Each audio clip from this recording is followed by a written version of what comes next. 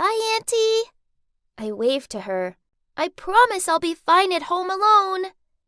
That's good. I'll be back soon, Bee. Then she left. That's my Auntie Anna. I was staying with her while my parents were on vacation.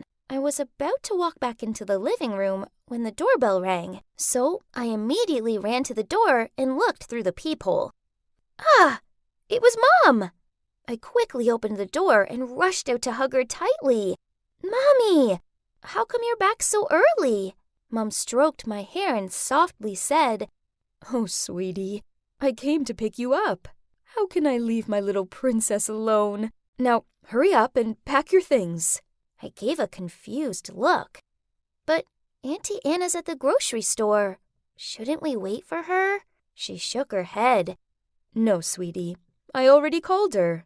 So we quickly packed my things, and Mom led me outside to a rather old car, which was completely different from our usual BMW. Mom, where's Dad? This isn't our car, I asked her. She knelt in front of me and smiling said, Daddy's waiting for us at the beach. It's going to be lots of fun. I jumped up and down excitedly. Yay! I couldn't wait to build sandcastles and splash in the sea. This was so cool. On the way, I must have fallen asleep, as when I opened my eyes, it was already dark outside. I got out of the car and looked around. Where was the ocean? All I saw was some small house in an unfamiliar neighborhood. Beatrice, this is our new home. Just you and me from now on. Mom's sudden words totally woke me up. Mom, why? What about Dad? I stammered. Listen, I'm sorry. I can't explain it to you at the moment. You're too young to understand. I had so many questions flying around my head, but looking at Mom's sad face, I knew I shouldn't ask her anymore. The next morning, I woke up excited and curious about our new beginning here. I opened the curtain and saw a group of kids my age playing across the street. So, without thinking, I rushed outside to join them. Hello, I'm Beach. Suddenly, my mom came out of nowhere, a frantic look on her face as she shouted, I've told you to stay inside! And pulled me back home. Everyone was gawping at us, including the man who lived across the street. It was so embarrassing. As soon as the door slammed shut, in a serious tone, she said, We just moved here. You shouldn't make friends with strangers that fast. And don't talk too much about yourself, okay? Mom had never minded me playing with other kids before, so why now? This didn't make any sense. After that, she only let me out of the house for school, and she always kept an eye on me, so that's why I couldn't make any friends here. I resented her so much. I was so lonely. One good thing about it was she didn't have any house rules, so I could spend all day watching cartoons while eating junk food, and she didn't mind at all. This was great, as before we moved here, Mom and Dad never let me do stuff like this. But eventually, I got sick of those junk foods. I felt kinda icky. I longed for Mom's special spaghetti with crab sauce, so I begged her to make it. At first, she refused, saying that she was very busy, so I kept on whining until she finally agreed. Later, I went to the kitchen for dinner, and the room was an utter chaos. Pots and pans everywhere. Mom looked messy too, as she passed me a plate of spaghetti and meatballs instead of her signature dish. Well, okay, it looked delicious anyway, so I took a full fork of it as Mom watched on. Poof! Water! I need water! Gosh, it's so salty. Mom quickly replaced my pasta plate with a box of fried chicken and said, Today I'm busy, so I was a bit distracted. Sorry, honey. Her awkwardness made me laugh. Nah, it's okay, Mom. Mom did seem really busy lately, as her phone was always buzzing. The calls even came late at night when I was asleep, so she always quietly went out to answer it. Guess it's hard being a single mom after all, so I tried to be more understanding. And just like that, time passed. Staying inside and having no friends became the norm for me. Still, I often sat by the window and stared longingly at the kids playing outside. Then one time, when I was doing this, Mom appeared and asked me if I wanted to go to the nearby amusement park. Wow, could there be anything better than this? I leaped up, clapped excitedly, then wrapped my arms around her. Honestly, the park was pretty small, and everything seemed kinda tired looking. But this didn't matter, as it was the best day I'd ever had. Mom never used to like rides or games, but today was different. She even got excited when she saw the beanbag throwing stall. She knocked the tins down in one go and won me this giant cuddly bunny. I've never seen her have fun like this before. My mom is so cool. Afterward, Mom left me sitting on a bench and she went off to get some ice cream. Suddenly, I saw her rushing back, and without ice creams. She pulled on my hand and in an urgent tone said, "We need to go home. We're moving." So we packed up our things and left in a rush. I kept on asking Mom what was going on, but she dodged my questions. During the car journey, I heard her mutter to herself, "We're going somewhere new. It'll be exciting. A new adventure. Yes, it'll be fine this time." I may have been young, but I wasn't stupid. I knew she was hiding something. But she's my mom, and I didn't want to upset her by bugging her with questions. So I stayed quiet and eventually fell asleep. Once again, I woke up in an unfamiliar place and stared out of the window. I wasn't as bothered about this place as I was about the last. I didn't want to get too attached to it, as I didn't know how long it'd be before Mom made us move again. But there was one thing that bothered me. Across the street was a man looking straight at our new house. He looked identical to our previous neighbor. Maybe he'd just moved here too? What a coincidence!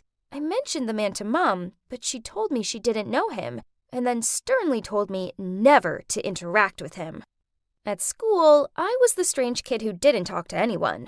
The older I got, the worse this felt. And the other kids laughed at me, and I heard them call me weird behind my back. I felt so lonely and depressed. So at home, I often just sat by the window with a book and tried to pretend that the adventures I was reading about were happening to me. Worse still, Mom was acting even odder than usual. The other day when I got home from school, I found her chucking perfectly good food out of the fridge. Some were even brand new.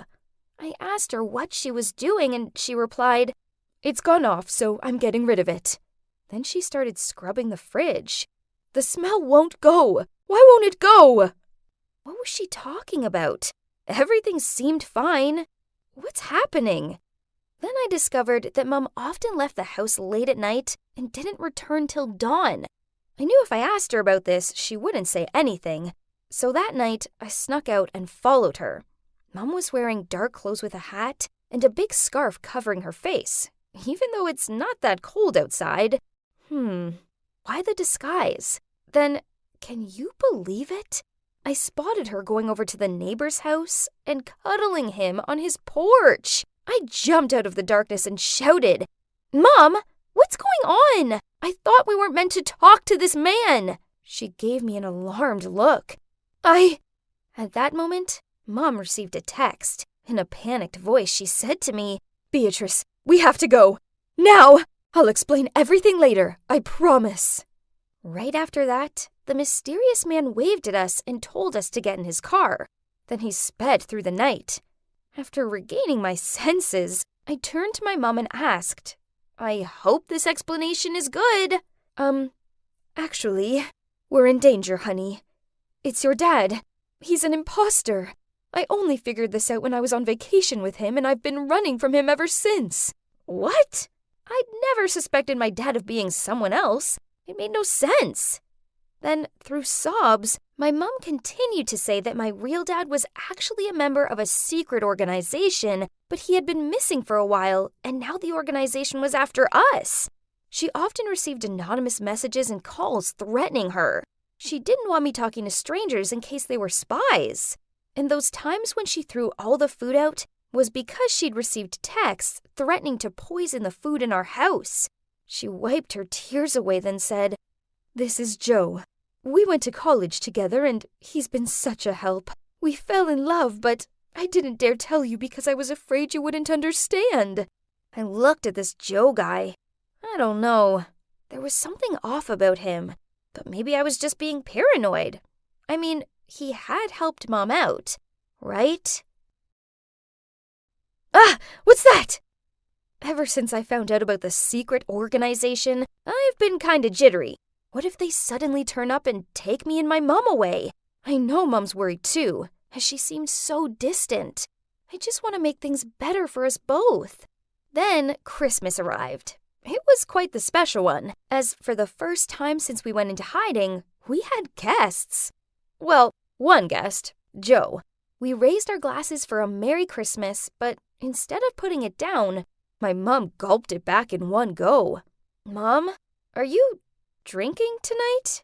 I asked skeptically. Of course, my dear. It's Christmas. Let me tell you, I'm no less than a man when it comes to drinking. I chewed on my lip as I thought about this. Mom had an alcohol allergy, and at the most, she only had tiny sips. Suddenly, a thought came to mind. Maybe Dad wasn't the imposter after all. Maybe it had been Mom all along.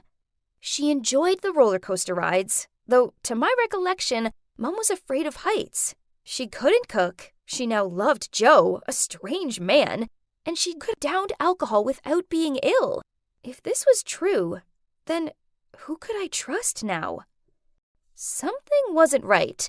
I could feel it in my gut. So the next day, I secretly went to the cops instead of school as usual. Then I found out something crazy. Turns out, my real parents had been looking for me for over the past 6 years. OMG! As for the mother I was living with, who was she? I tried to stay calm while waiting for the police to contact my parents first. And as soon as they got there, the three of us broke down in tears. That's when my real mom told the whole truth. Actually, she had a twin sister called Linda. No one had ever known about Linda, as due to her debt problems, my grandpa rejected her and forbade her to ever show up in front of anyone in the family. But my mom couldn't disown her own twin, so she secretly gave her money. Then one time, Linda was asking for too much that Mom turned her down. Unexpectedly, she came and took me away to pressure my mom to send her more money. During that time, my mom kept transferring her money to make sure I'd be provided for. She hadn't given any information about Linda to the cops, though, because Mom still wanted to talk to her first, though, so that her sister wouldn't end up in trouble. Wow, this was a lot to take in. After that, Mom ran over to Dad, who's in line to talk to the police. She grabbed his hand and begged him to give Auntie Linda a chance. As you see, I missed out on having a normal childhood because of my aunt, and what she did was wrong. But there's a part of me that will always care for her, as she raised me for all these years. And my heart urged me to say, Dad, I didn't want to turn her in either. My dad looked at me hesitantly, but in the end, he nodded in agreement. So we decided to deal with it ourselves without the intervention of the police. Then, the next day as planned, I was in the front yard with my fake mom when her identical twin marched up to our house and confronted her. Once my Auntie Linda got over the initial shock, she confessed everything to me. It was sad, but glad that it's all over now. Mom paid off her sister's debts with one condition, that she would never, ever get near me again. Now I'm back home with my actual parents. It's going to take some getting used to, as I've forgotten how to make friends, and going outside alone makes me nervous. Looks like the memories of the adventure with my uninvited Aunt Linda might follow me for quite some more time. I know I have to try and move forward.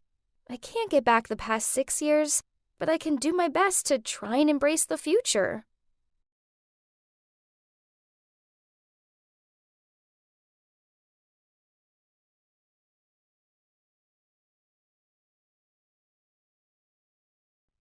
I was laying around and watching Netflix when suddenly the doorbell rang. Who could that be? I opened the door and, oh my God, it was her! Ugh! Sorry, but whenever I see my cousin Zoe, I instantly feel tense. I just can't stand her, and I think the feeling is mutual. Hey, cuz! How's it going? What are you doing here? Is that how you greet your cousin? Then she shoved past me and walked into my house, followed by her driver, who was carrying 4 huge suitcases. Huh? Was she gonna… Yup, she was planning to stay here. Why, though? Trust me, I don't like it either. I wanted to stay in the penthouse of a 5-star hotel, but my parents were insistent that I stay with you. How long are you gonna be here? And what about school? Oh, I'll be homeschooling for a while. Well, at least for 2 months. We're renovating the entire mansion, so it could take longer. I mean, you know how enormous my house is. And we're also hiring this world-class interior designer all the way from France. Ugh, classic Zoe. She never misses an opportunity to brag. And now I'm stuck with her for months. Ugh, why did my parents agree that she could stay? Well, easy for them to say, as they were jet-setting across the world, so they didn't have to put up with her. The next day, some strange noise woke me up. Ugh, it's only 6 a.m., and the bickering seemed to come from the corridor. My mattress is as stiff as a brick, and how can you possibly expect me to stay in such a tiny room? I've seen bigger cupboards. Seriously, why are you even renting this place? Do you even know what time it is? And what are you talking about? This is my house. It is? Oh, wow. Isn't it a bit small? This girl really wanted to test my patience or what? Her ridiculous complaints didn't stop there, as she went on to yell at the maids every 5 seconds. Where's my Gucci backpack? This dress needed to be steamed, not ironed. Why are there crusts on my bread? Is this even gluten-free? Ew! Then she turned to me. Leah, I can't understand why you haven't fired them already. Unbelievable! I'm going to the country club for breakfast. Au revoir! Then she left. Oh well, at least I could enjoy my breakfast in peace. I was actually looking forward to school now. Man, I never thought I'd say that, but at least it was a Zoe-free zone. But school too had to end at some point, and I had to go home and face Zoe again. She was sitting on the couch, her arms folded, then she huffed out. Today was so boring. Tomorrow, I'm coming to school with you. What? I blurted out in panic. No way. My school has strict rules about not allowing strangers in. Besides, it's a public school. You'll hate it. But she didn't listen and insisted that I call my dad and get him to ask the school. So I fake called my dad and told Zoe that he said it was impossible. She immediately phoned her father. Then 30 minutes later, she told me it was done. Turns out, he called the principal and just made a generous donation to the school. And voila, Zoe got accepted. Oh well, that's one of the benefits of having a rich and powerful dad. My God, I couldn't believe it. Now there was no way to avoid Zoe. We would be seeing each other all day long. But maybe when she saw how popular I was, she'd get jealous and leave. But as soon as we entered the hallway, all eyes were on Zoe. They looked at her like a Hollywood star or something. Ugh, those traitors! Zoe spent all day bragging to her new fans. She sure liked the attention because what she did next was so crazy, I thought I was gonna faint. She phoned up her father and told him she wanted to transfer to my school permanently. Oh no, I gotta tell Susan this awful news ASAP. Only my bestie could understand what I was going through right now. She told me not to be worried, as Zoe seemed fake and people would soon figure her out, and even reassured me that I was prettier. Aw, Susan, you're the best. Then I suddenly got a text from Zoe. Emergency! Take me to the salon after school. I just chipped a nail. What? So now I'm her chauffeur? Suddenly, Susan piped in. I'll take her if you want. OMG, this girl was a lifesaver. So it was settled. Susan drove Zoe to the beauty salon after school, while I could relax at home and enjoy my Zoe free time. A few hours later, Zoe returned with this frosty look on her face. What was up with her? So, how was the salon? Did you have fun with Susan? But she blanked me. Whatever. I didn't care. The next morning, I was using my hair curler. What's wrong with it? I couldn't open the clamp. Oh my God, I started to smell something burning. My hair! Help! I grabbed some scissors and snipped it off. My God, no way could I go to school like this. So I called my teacher and faked that I was ill, then made an emergency appointment with my hair salon. While I was walking back to my room to get dressed, I glanced in Zoe's room, and there it was. The weapon that brutally killed my hair. A big bottle of glue was lying on her table. Ugh! Don't think I will let you get away with this. Over breakfast, I tried to act normal by wearing a hoodie and telling Zoe I was skipping school today as I had a cold. Then she left, and right on cue, I heard a deafening scream. Her hand was stuck to the car door. I'd taken her glue and poured it all over the car door handle. Karma feels so good. The best part was that people were walking by, so she pretended she was posing next to it. Hilarious! Thank God, after spending half a day in the salon, my hair was finally saved. I arrived home thinking I could relax from all that Zoe stress when I suddenly heard her voice outside. School was already over? Great! But wait, was she speaking to someone? I peeked out of the window, and I couldn't believe my eyes! It was Kyle! My Kyle! Then he leaned in and kissed her on the cheek! So, okay, he wasn't actually mine yet. But still, how dare she? Then Susan texted me, saying, Leah, I'm so sorry. I slipped my tongue, so now Zoe knows that you like Kyle. As soon as Zoe entered the house, I blocked her way and yelled, So, you and Kyle, what on earth? Duh, it's obvious. We're a couple. How dare you? Why not? I'm the most popular girl in the school now, not you. Maybe you should ask Mommy and Daddy to transfer you to another school again. Remember what happened at our last school? Then she shoved past me. Ugh! How dare she bring that up? What happened at my last school was horrible and traumatic. It's time to show her who's the boss around here. This is my school. No way am I going to let her get ahead of me.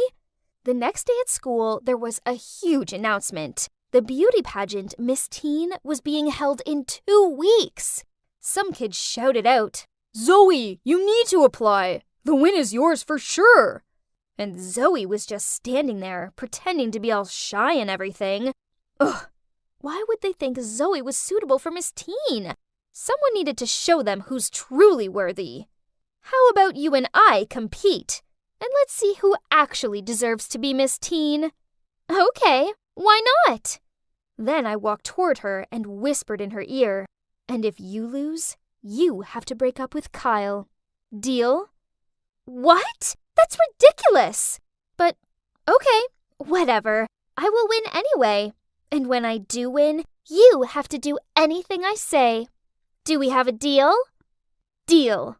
There's no way I was letting her win. So I bought the most dazzling designer dresses, booked the best hairdressers and makeup artists, and prepared myself carefully for the question round. All the efforts paid off because I made it to the finale. Zoe made it too, as well as Susan. Yeah, I forgot to mention that she also wanted to try out, but no problem, as beating them would be a piece of cake. I headed backstage to get changed when I suddenly got a notification on my phone. I opened it and almost dropped my phone in shock. There, all over social media, was a photo from the worst moment of my life. It was taken at a party just after I'd been pushed into the pool. I was a drenched, frizzy-haired, smudged makeup mess. Oh no, this photo could ruin my competition chances and my life. But how? This was at my old high school. It must be Zoe. Only she knew about that. I stormed to her dressing room to see that she was yelling at a guy. Who told you to cut my dress? Who? That poor guy looked so frightened and stammered.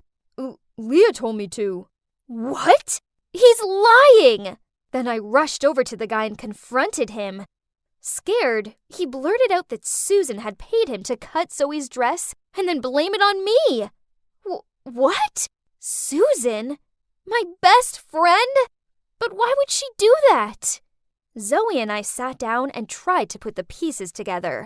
When they were at the beauty salon, Susan had told her that I was bad-mouthing her behind her back. So, feeling mad, Zoe also told her how I'd been teased at my old school for being not rich enough. And then she showed that pic to her. Susan did borrow her phone after that, so that's when she must have got her hands on the photo. My God, I couldn't believe it! No wonder Zoe was kind of moody after she came home from the salon and played that glue prank on me. And Susan? How could she do this to me? I thought we were best friends. We went back to my dressing room. Oh no, my beautiful dress was ruined too. There was no way we could continue the contest. But then Zoe turned to me and said, "Give me 15 minutes. I'll get you another dress. You stay here and finish your makeup." But what about you? Don't worry about me. I'll be fine. Then, as promised, Zoe returned with this stunning dress. I quickly changed and went on stage. I saw Susan gawping at me in confused shock. "Ha! In your face, cheater!" But where was Zoe? Then the moderator joined Susan and me on stage and announced that Zoe couldn't compete anymore because of personal matters. That's when I realized she'd given up her spot in the final so she could go and get me a new dress. But why would she do that? My questions would have to wait as the final round began. Susan was up first. After her, I nervously walked to the center of the stage. The audience went quiet as the judge read the question. "Everyone has experienced something that has changed their perspective of life. Can you tell us about your most memorable experience and what you learned about it?" Oh God, that was a hard one. I only prepared about current events, statistics, politics, but not this. I started to panic, and that's when I saw Zoe smiling at me. I can do it, or else Zoe would have given up the competition for nothing. So I took a deep breath. My most memorable experience is being here and taking part in this competition. I've learned that it's not always about winning, especially if that means hurting others in the process, as that's just terrible. But I know that whatever the outcome, I'm lucky, as beyond the competitiveness is family love. And it is the most important thing in the world, because family will never let you down, no matter what. So, I'd just like to thank my cousin Zoe, as I wouldn't be standing here without her. After my speech, Susan joined me on stage, and we nervously waited for the judges to announce the winner.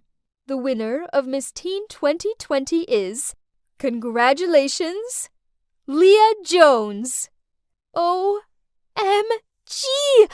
I'd won! I couldn't believe it! After the competition, Zoe ran over to me and hugged me. Thanks for helping me.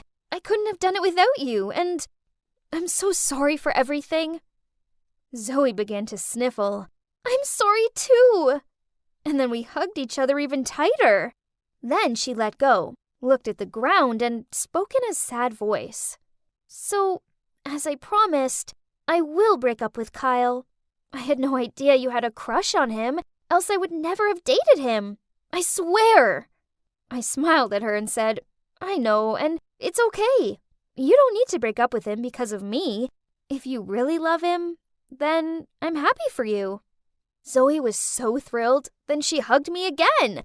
Yeah, we hugged a lot on that day. After that, Zoe and I became best friends, and she loves studying at my public school so much that even though her mansion's renovations are finished, she's staying here. According to her, our old private school just had too much drama. That I could confirm. We're now trying to live more humble and stop being some problematic rich kids. As for Susan, after the competition, I confronted her. Turns out she was always jealous of me because everyone noticed me over her, and she hated how I treated her like my sidekick. That's why she came up with the plan to make Zoe and me fight against each other so that she could win Miss Teen and finally get the attention she desperately wanted. I felt a little bit bad for her, I mean, I guess I had acted unfairly toward her, but she shouldn't have tried sabotaging me. So now we wouldn't have lost a friend. Being kinder to people is definitely the way forward, and it's working, as this cute guy called Ben has asked me out. Actually, we're going on a double date with Zoe and Kyle on Friday, and I can't wait.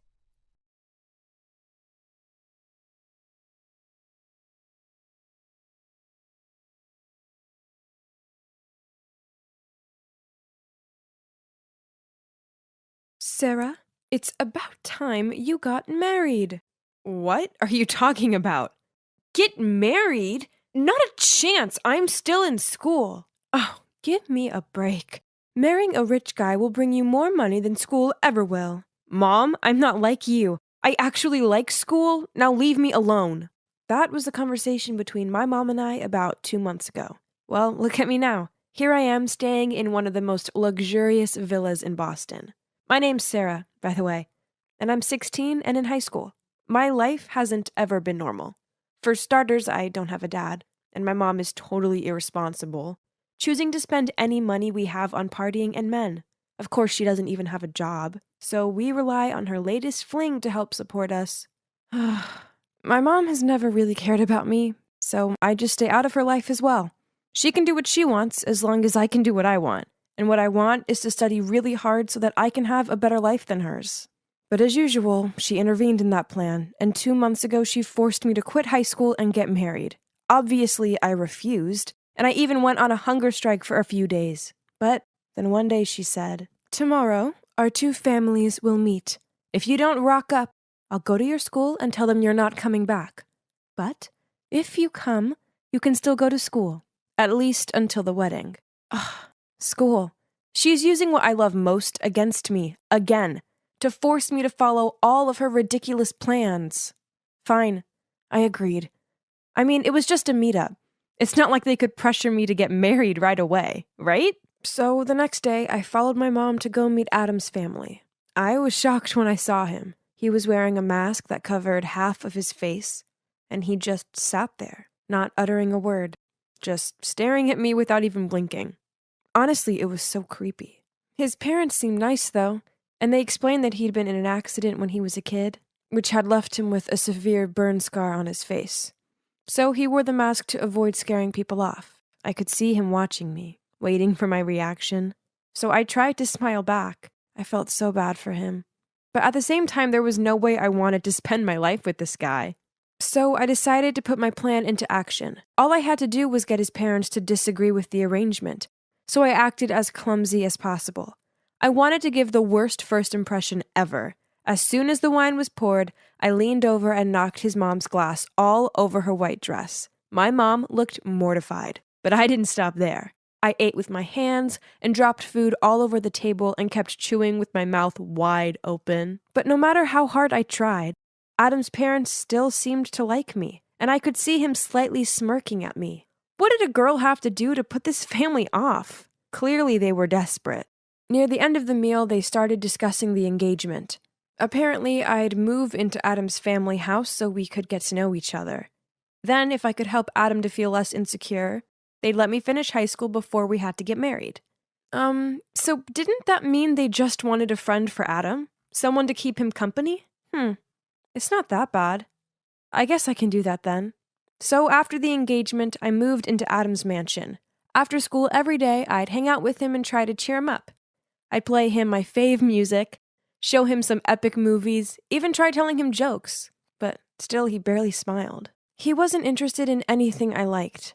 Then one day I was struggling with my science homework when he passed by and decided to check out what I was doing. Suddenly, he started chatting away, and I realized how much he loved chemistry and physics. He even offered to help me with my assignments. He was so passionate about those subjects, and this was a win-win, because I'd finally found something we could discuss. He even started opening up to me. It was a start. I began to feel more comfortable around him.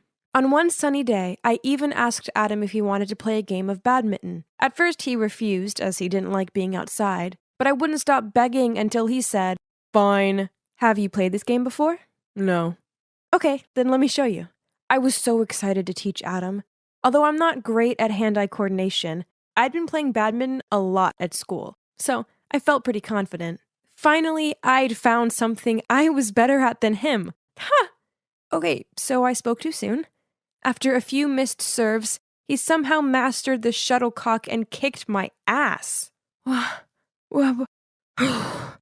did you say you've never played this before? 'Cause it's the truth. I don't believe you. Adam just shrugged and then left me lying on the ground. He had to be bluffing. It's impossible for anyone to be that good the first time they do something. Ugh. But it was fun, I guess. Adam was growing on me, but I couldn't be around him 24/7 as I had classes to attend. And no cap, I was extremely happy that I still got to go to school. Plus, at school something incredible happened. One day I was walking through the schoolyard when I tripped over a can.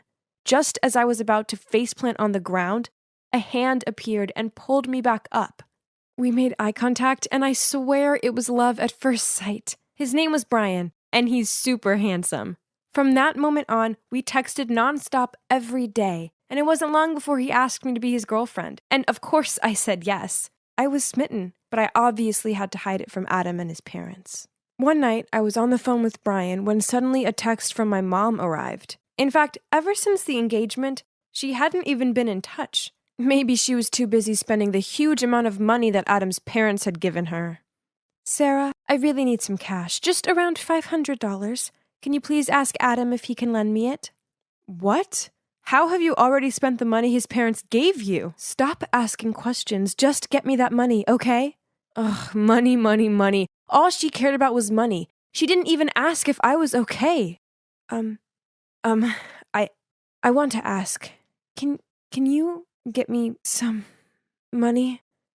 Money? For what? I need to pay for my tutoring class. I haven't had money to pay for the past few months. How much do you need? About $500. Okay, I'll tell the butler he'll give it to you later. Phew. That was easier than I thought. But Adam didn't ask twice about it. Was it because that amount's just nothing to a rich guy like him? Anyway, at least he'd said yes. That would shut my mom up for a bit. If only. A few days later, she texted me again. This time she wanted $3,000. Was she kidding me? I just ignored her.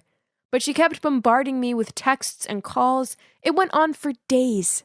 She wouldn't leave me alone.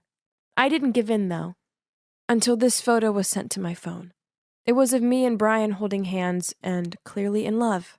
Turns out my mom had been so desperate for the money, she'd turned up at my school one day to talk face to face, and that's when she saw us together. She then threatened me and said that if I didn't get her the money, she'd tell Adam's family what I was up to. This terrified me, because then I'd have nowhere to go, and I wouldn't be able to go to school anymore. I couldn't let that happen. I had no other choice but to keep asking Adam for the money with my lame excuses. From buying books, to a relative who was ill and needed treatment, you name it, I'd use it. Every time I asked Adam, he looked at me like he was worried about me and asked if I was okay. This made me feel even more guilty, because it seemed like he genuinely cared about me. To make up for it, I'd bake him cookies, and even knit a cute sweater for him as a birthday gift. But then, a few weeks later, he asked if we could talk. As soon as I walked into his room, he threw a bunch of photos at me. They were all of me and Brian. I couldn't believe it. Did my mother betray me? But that's not the case. He told me how he'd had someone follow me because he felt I'd been acting weird. Not only had he discovered I was dating someone, he'd also found out that I'd been lying about the money and giving it to my mom. He was so disappointed in me. Please leave me alone. I don't want to see you anymore. I was so worried I'd be kicked out of their house, but no one mentioned anything. His parents still chatted to me at dinner, and they seemed happy enough. Only Adam avoided me, which of course made me feel terrible. The only one I had to lean on right now was my sweet Brian. So after dinner one night, I decided to go over to his place. I really needed some comfort right now. But when I arrived outside, through the window, I saw another girl in his room. They started kissing, and I thought I was going to be sick. In a panic, I quickly crawled over and hid below his window to listen in. But aren't you a bit too close with that Sarah girl lately? Don't you dare. Don't worry, Pumpkin. It was all just for you. I noticed that she lives in a big mansion with personal drivers and all. Her family must be filthy rich. So I just wanted to be a good friend and help them spend those money. You know, and maybe that way I could get you the new Chanel handbag that you always want. Oh, really, honey? So, how's it going? Well, a dud. Seems like she's the stingy kind of rich girl. Ugh, keeping every single nickel all to herself. How was I supposed to believe what I'd just heard? My heart was shattered into pieces, and I couldn't hold it in anymore. I stood up and put my face against the window. You're dumped! Brian looked so shocked to see me there, but I didn't wait to see if he had anything to say. I just ran home in tears and locked myself in my room. Sarah, open the door. Do you know how many days you haven't eaten for? Sarah, open the door. If not, I will send someone to break the door down. Oh, God, are you okay?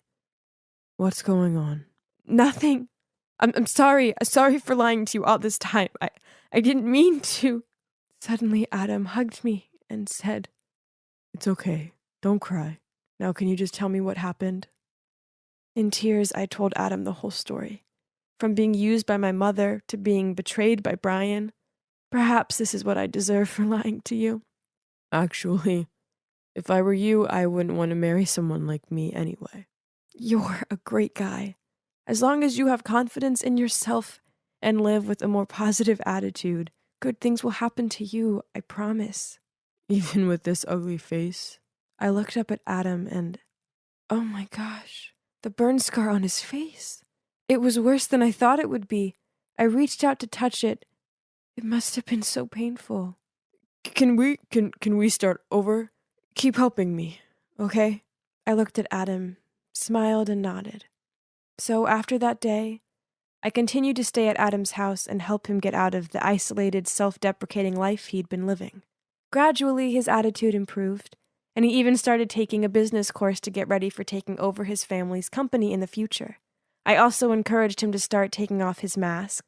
Love everything about yourself, including that scar. As for my mom, she's currently being detained for her illegal gambling. Yep, that's what she spent all that money on. She'll probably end up in prison, and even though this isn't what I want for her, she kinda deserves it. Oh, and about the wedding, we postponed it. Lucky for me, both Adam and his parents want me to go to college first and pursue my dreams. Once I graduate, we'll probably start planning our wedding, though, and it'll be truly out of love this time.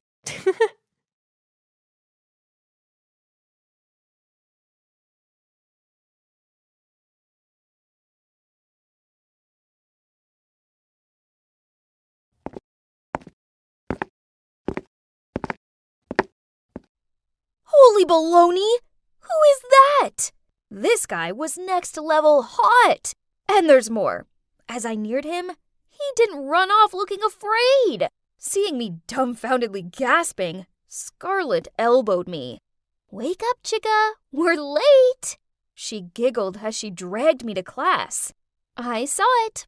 Never thought I'd see the day that Margot the troublemaker would go all gooey-eyed over some boy. Scarlett teased me. I blushed and was completely tongue-tied, eyes looking around awkwardly. It's a shame you're basically a walking, talking boy repellent. Yeah, right. I lowered my head to think, and when I looked up, Scarlett was texting, probably some cringe overload message to her boyfriend Keith. I rested my chin on my hands and stared out of the window as I found myself daydreaming about that cute mystery guy. What time do you call this? Are you trying to get me kicked out of this place for covering for you again? So's. I had something super important to do with Alfie. Important, huh? So I could end up in trouble for covering your butt? Because you want to pull some lame prank with that loser? Nuh-uh. How many times do I have to tell you? We only pranked him once, and that jerk totally deserved it. About that jerk, he's the captain of the basketball team, and Alfie's my friend. Okay, he might look a bit intimidating, but he's a nice guy. But that jock not only knocked Alfie out with his basketball, He also took his money out of his pocket when he was down. We weren't going to let him get away with this. So that night, we snuck out and poured greasy cooking oil all over the field, which made the whole team slip and fall again and again. It was hilarious. Unfortunately, word of our involvement reached the principal, so Scarlett had to call her dad to help me. Okay, so this wasn't exactly the first time Scarlett had saved me. She only got mad as she had to save Alfie's butt too, even though she hates him. Come on, I'm sorry. Would you mind? It's midnight and we need to sleep. Shut up, Miley. No one asked you. Fine. Go to bed and shut up so we can actually get some sleep. Poof, those girly girls. Wake up, princess. The class is over. I groggily got up and followed Scarlett like a zombie to the cafeteria. But then I came to an abrupt halt. There, standing on the corner of the hallway, was that handsome guy. What on earth is going on? I've asked Keith to do some research. Now, do you want my help or not? I still froze and couldn't say anything. OMG, I'd never felt so nervous like this before. I nodded while holding her arm. Wow. So all it took for the mighty Margot to turn into a timid wreck was some dude? Oh, and by the way, he's called Jared, and he's studying classical music. Very elegant. Huh? I blurted out. Classical music? This sucks! I mean, how's a girl like me ever gonna reach his level? Don't worry, I'll help you. Then she changed her attitude. On one condition. You know what? Scarlett demanded me to stop hanging out with Elfie, 'cause it was not good for the girly image I needed to get Jared's attention. Plus, I wouldn't be allowed to pass the dorm's curfew. If I broke these conditions, then she wouldn't help me anymore. Fine, I agree. Sorry, Elfie, you'll just have to carry on without me. Keith befriended Jared and asked him to come over to our school again to check on those pianos in the music room. When there's an oops emergency, he will leave Jared with me, who it turns out is struggling with the piano. Genius! As you can see, this plan is going well so far. Just this dress was really suffocating me. Ugh. But being around Jared seemed to suffocate me even more. Luckily, he was quite friendly, so we started talking easily, and now he's playing for me.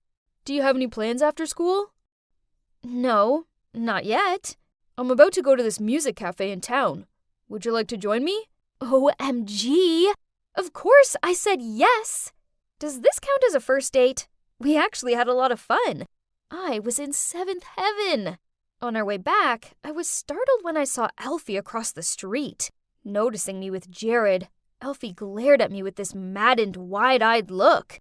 I gave him the shush sign and looked away. No surprises. My phone beeped. You blew me off to hang out with that sissy boy? And what's with your clothes? Jeez, Alfie was angry for sure, but I couldn't do this right now. I'd promised Scarlett I wouldn't talk to him anymore. So I ignored the message and walked straight past him. As soon as I arrived back at the dorm, the girls cooed around and asked me about the date. They seemed so happy for me. So, when's the next date? He asked me to come over to his school tomorrow, and then we're gonna have dinner. Ah! The girls screamed in unison. Surprising, as I didn't think these grumpy girls cared this much about me.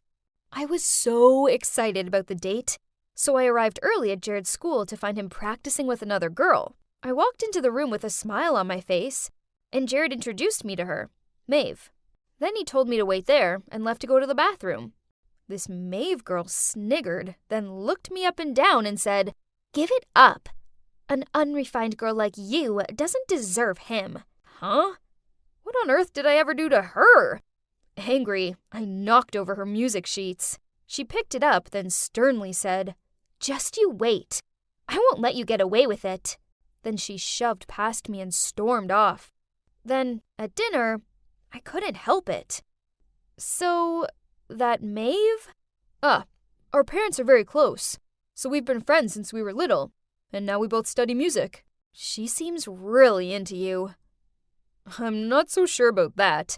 We're just friends. So he doesn't like that Maeve girl? I guess. Just forget about her. I have a very important date with Jared and I need your help. Right at that moment, a call from Alfie arrived, but Scarlett was sitting right next to me, so I couldn't pick up. After a few calls, he texted me. "You gotta help me this time. I can't do it by myself." Oh, God help me. I didn't have the heart to abandon my friend. So I decided to sneak out and go see Alfie. Okay, so it's not what you think.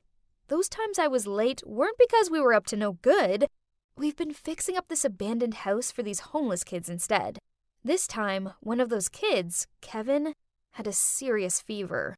I had to help Alfie borrow some money and take Kevin to the hospital. I tried to be deadly quiet as I crept into the dorm room, but I swear Scarlett is the lightest sleeper in existence. And sure enough, she was there waiting for me. "Oh, hi Margot. It's nice of you to join us." "Yeah, sorry. It was, an emergency." "You just can't help yourself, can you? You broke our agreement to go hang out with that thug friend of yours. I'm not helping you ever again." This sucked. It looked like I was on my own. This is it. My big date with Jared. His dad's the conductor here, and from what I can gather, that's a massive deal. Without Scarlett to help me find the right dress for this event was a nightmare. Oh man, everyone looked so luxurious and classy. I felt like a sore thumb. This obviously wasn't the world I belonged to. But Jared's gentle smile soothed me down a lot. But soon, Maeve was coming towards us. Ugh. "Jared, darling, congrats! I think this concert will be amazing." "Oh, it's you again. Nice dress." Ugh! She was really pulling on my leg. But stay calm. Now breathe, breathe. Then they both talked about Mozart, Beethoven. I didn't understand a thing, as well as the whole concert. I didn't understand either.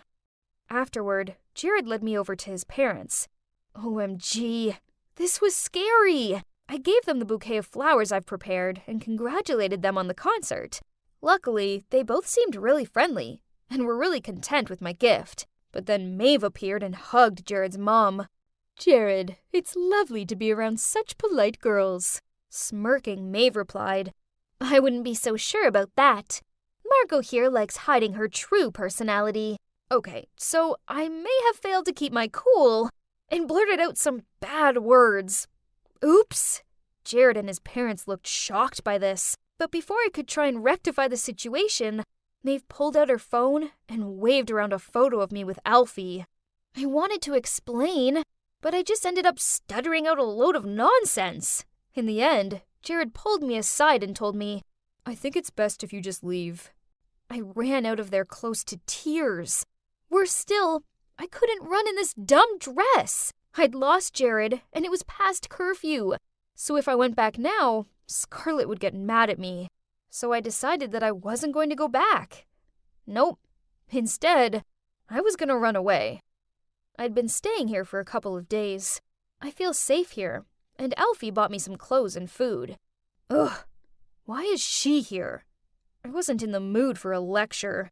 But to my surprise, she rushed over to me and wrapped her arms around me. "How could you just leave me like that? Have you any idea how worried I've been? Anyway, Alfie told me everything. I'm sorry for misjudging you." She pulled away. "You do stink, though." "There's one more person who wants to see you, Margot." I looked at him with confusion. Then at the door, it was Jared. "Margot, when I saw that photo, I was shocked. I thought I must be some joke to you, and you were really with Alfie. But then I couldn't stop thinking about you. Now I've spoken to Scarlett and Alfie. I know better. I like you, Margot. The real you. And I don't want you to think you have to change for me. Do you think you can give this idiot another chance?" I hesitated, pretending that it was something I had to think about. Then smirking, I shouted out yes and rushed into his arms. So, what now? Well, I'm back in the dorm, and yep, I still sneak out, and yep, Scarlett still covers for me. Jared and I are an official couple, and he's even helping me with a fundraiser concert to help out the homeless kids. So, I guess that this tough girl is actually not so tough after all.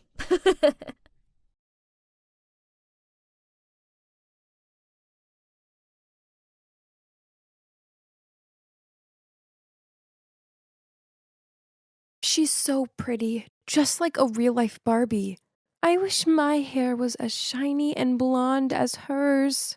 This is what people think of me.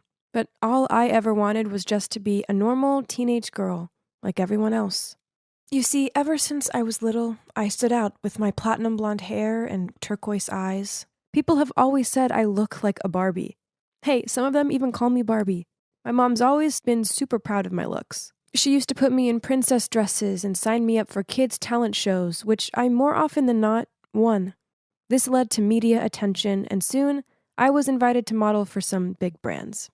Back then, I was super excited about this.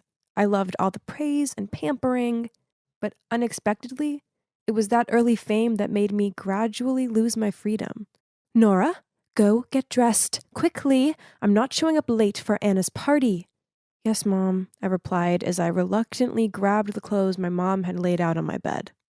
Nora, your natural hair is so beautiful. Before I even had a chance to reply, Mom was in there bragging about my natural blonde hair. Natural? Yeah, right. So it has nothing to do with the fact Mom makes me bleach it once a month? She made a huge deal a few months ago when she noticed my hair beginning to slightly darken. Then Mom dragged me from person to person, boasting to them about my achievements. Ugh! This was so tedious. So, when she was absorbed in convo with some guy, I sneaked over to the food table and grabbed a slice of cake. I was about to put it in my mouth when suddenly, from behind, my mother's stern voice resounded. Nora! Put that down this instant! Huh? It's just a small piece of cake. I was hardly going to balloon up after eating it. Then, without giving me time to argue, she snatched it out of my hand and said, Eat that, and you'll have to skip dinner and do cardio for 1 hour to burn all those calories off. Do you still want it? Geez, there's no point arguing with Mom. So I grabbed my drink and went to the corner of the room. I was fiddling with my glass and feeling totally fed up when suddenly a guy came up to me and almost caused me to spill my drink. Oh my God, it's Philip, the hottest teen model in the scene right now. Sorry, are you Nora? I've heard a lot about you, but why are you standing here all alone? It's because I'm not really into parties like this. So we're the same. Then we started chatting, and before Philip left, he asked for my number. After that, he texted me every evening. Talking to him was so much fun. He was just so sweet and thoughtful, and he always sent me the funniest memes. How cute! One day, while we were chatting, he texted me, Can I invite you to dinner? Let's say tomorrow evening? Was he asking me out on a date? Yay! But I had to ask Mom's permission first. Mom, do you remember Philip, who we met at Anna's birthday party? Can I go to dinner with him tomorrow? Sure, I'll drive you there. No need, Mom. Philip will pick me up. No, I said I'll take you. No matter what I said, Mom still insisted, and if I didn't follow, she wouldn't let me go. Jeez. This was a date, not a fashion show that required a manager. The next evening, as soon as I walked down the stairs, my mom was at it again. Oh my, what are you wearing? Before I had a chance to reply, Mom pulled me into my room, took out a bodycon dress, and said, You put so much effort into looking this way, so you may as well flaunt it. Besides, dating this boy could bring business deals for us. Gosh, I get it now. All this was just about fame and money. There Philip was. I quickly fixed my hair, then I confidently walked towards him. But when I had just sat down, before I could even greet him, out of nowhere my mother appeared and asked the waiter to arrange another chair for her. Philip gave me this bewildered look, but I didn't know what was going on either. Mom, what are you doing? We've always been together. You don't mind if I sit here, do you? No, not at all. Philip smiled awkwardly. Ugh, this was so embarrassing. When the waiter appeared with the menus, I was actually glad of the distraction. But, oh no, I didn't even have the chance to open the menu, but Mom had already finished ordering for us both. Grilled salmon with salad and no dressing. Ugh, how boring. Oh, but it gets worse. During dinner, my mom kept asking Philip questions like, what do your parents do? Oh, they only run a small business? I thought they were the presidents of a corporation or something. It's unbearable. Stop it. It's none of your business. I was just asking. A flustered-looking Philip made up some excuse about having to do something. Then he left. That's it. Thanks to my mom, my first date completely failed. Frustrated, I left right after he did. I didn't say a word to Mom for the whole journey home. Things didn't end there, though. When we arrived home, she kept nagging about how I shouldn't hang out with Philip, as he wouldn't be of any use to my career. Don't you think you're being too much? I can date whoever I want to. You know what? I don't want you to be my manager anymore, and I'll be moving out on my own. Then I rushed back to my room and started packing. Honey, I was just worried about you. I'm sorry, she said and hugged me while sobbing. Please, don't leave me like your dad did. I can't live without you. Hearing that, my heart fell. She was right. Ever since Dad left, there was only her taking care of and loving me. She's a bit tough and over-controlling, yet she meant well, right? I texted Philip a few times to apologize, but he didn't reply. Nora, look straight. Nora, where has your charisma gone? Let's take a short break. What's going on? You seem distracted today. I sighed and started telling Eleanor about my date with Philip. Gosh, your mom's a total control freak. You need to be strong and stand up against her to win your freedom. Well, of course I wanted freedom, but where should I start? Suddenly my phone beeped and stopped my train of thoughts. It was Mom. Honey, Anna's sick, so I'm staying at hers tonight. Dinner's in the fridge, and don't forget to go on the treadmill an hour before bed. Love you. Yay! Tonight I'd be free and do whatever I want, so suddenly I came up with a brilliant idea. Yes, I was going to have a slumber party. Eleanor suggested we should order pizzas, and of course everyone excitedly agreed. So good. Suddenly, the door opened. My eyes widened in horror when I saw that it was my mom, and oh boy, she looked furious. Nora, what on earth are you doing? And you can guess the rest. She made all my friends leave, and worse, she forced me to wake up at 5 a.m. to work out. All this just because of a bite of pizza. Eleanor was right. I needed to put a stop to this by finally standing up to her. This is unbearable. So, as a stress reliever the next day, I decided to do something I always wanted. Wow, it's so cute. I know, right? It feels good to do what I want for a change. Nora, why are you here? How come you didn't answer any of my calls? Startled, I turned around to see my mother standing there glaring at me. I quickly covered the tattoo on my wrist with my other hand, but it was too late. Nora, how dare you get a tattoo without my permission? Get back in there and get it removed right away. No, Mom. My body, my choice. From now on, I'll make decisions about my own life. Everyone on the street stopped to look at us. Seeing that, Mom just glared at Eleanor, then dragged me over to the car. But how did she know I was at the tattoo studio? Right at that moment, my phone buzzed with an unknown AirTag device nearby. Wait, could it be? I quickly checked my stuff and oh my God, it's true. Mom had stuck an AirTag into a hidden corner of my bag. Why did you attach an AirTag to my bag? So I'm aware when you do stupid things like tarnishing your body with some awful tattoo. As soon as possible, you're getting it removed. I'm 18. I can do what I want. Eleanor was right. You just want to turn me into a puppet to control. I knew it.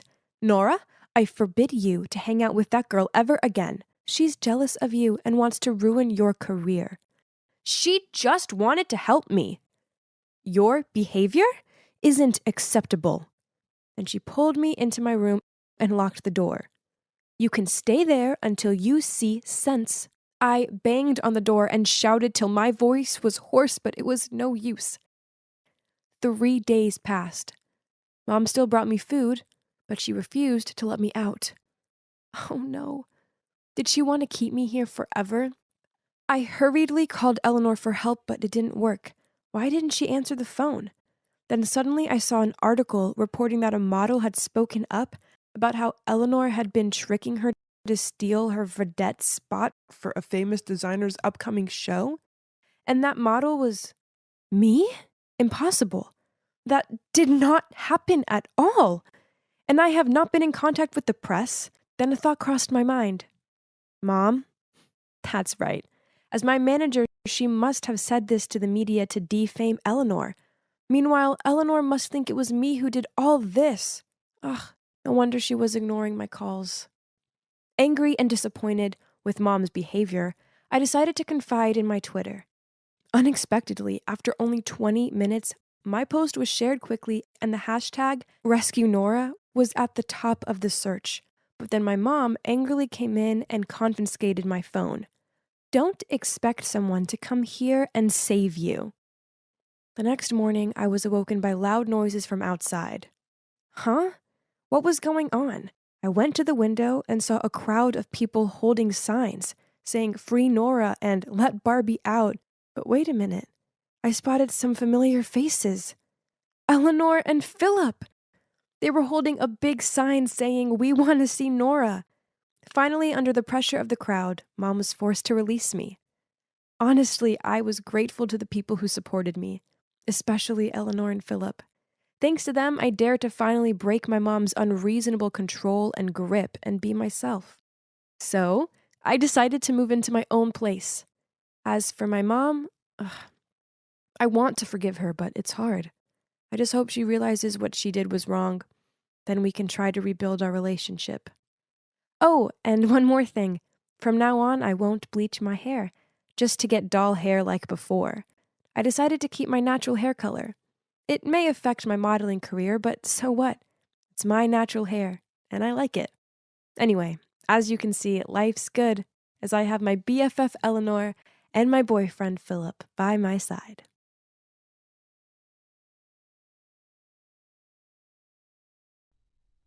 Oh my, look at those dudes over there.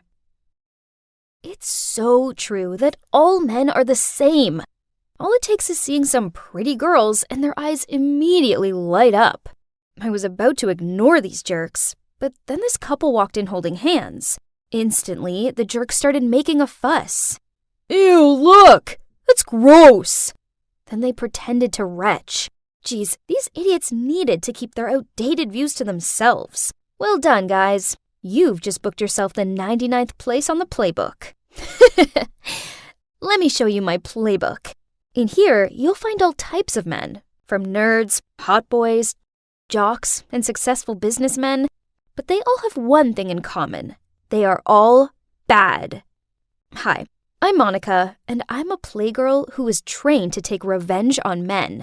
Since I was little, I was taught that all men are bad, and it's my duty as a woman to teach them a lesson, especially homophobes and womanizers.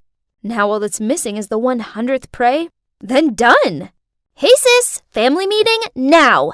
Oops, duty called. Mom's gonna reveal our final mission. Now, where are my books and pens? Yeah, those two are my colleagues and also my competitors. There's Cindy, my impulsive little sister, and next to her is Grace, my older, super smart, and slightly more mature sister. As for me, I'm something in between. Not as childish as Cindy, but not as calm and collected as Grace. Oh, here's Mom. Okay, let's get to the point. So this is it, the last goal, and it's the biggest one yet. So, this time you're not working together, but on your own. This target won't be easy, but you all have your own charms, and I have every faith in you all. And the time starts now. Dennis Groff. Let's see. Oh, he's quite handsome. The son of a CEO and super rich. It figures he's a lady killer, duh. But why did Mom assign him to us? I mean, she usually just lets us set our own goals. Also, why do we have to compete against each other? Maybe it was because it was the 100th target, so she was making it extra challenging? We all love Mom and want to please her. I mean, who doesn't want to be the last one to complete the family playbook, right? I stayed up all night making a plan of action.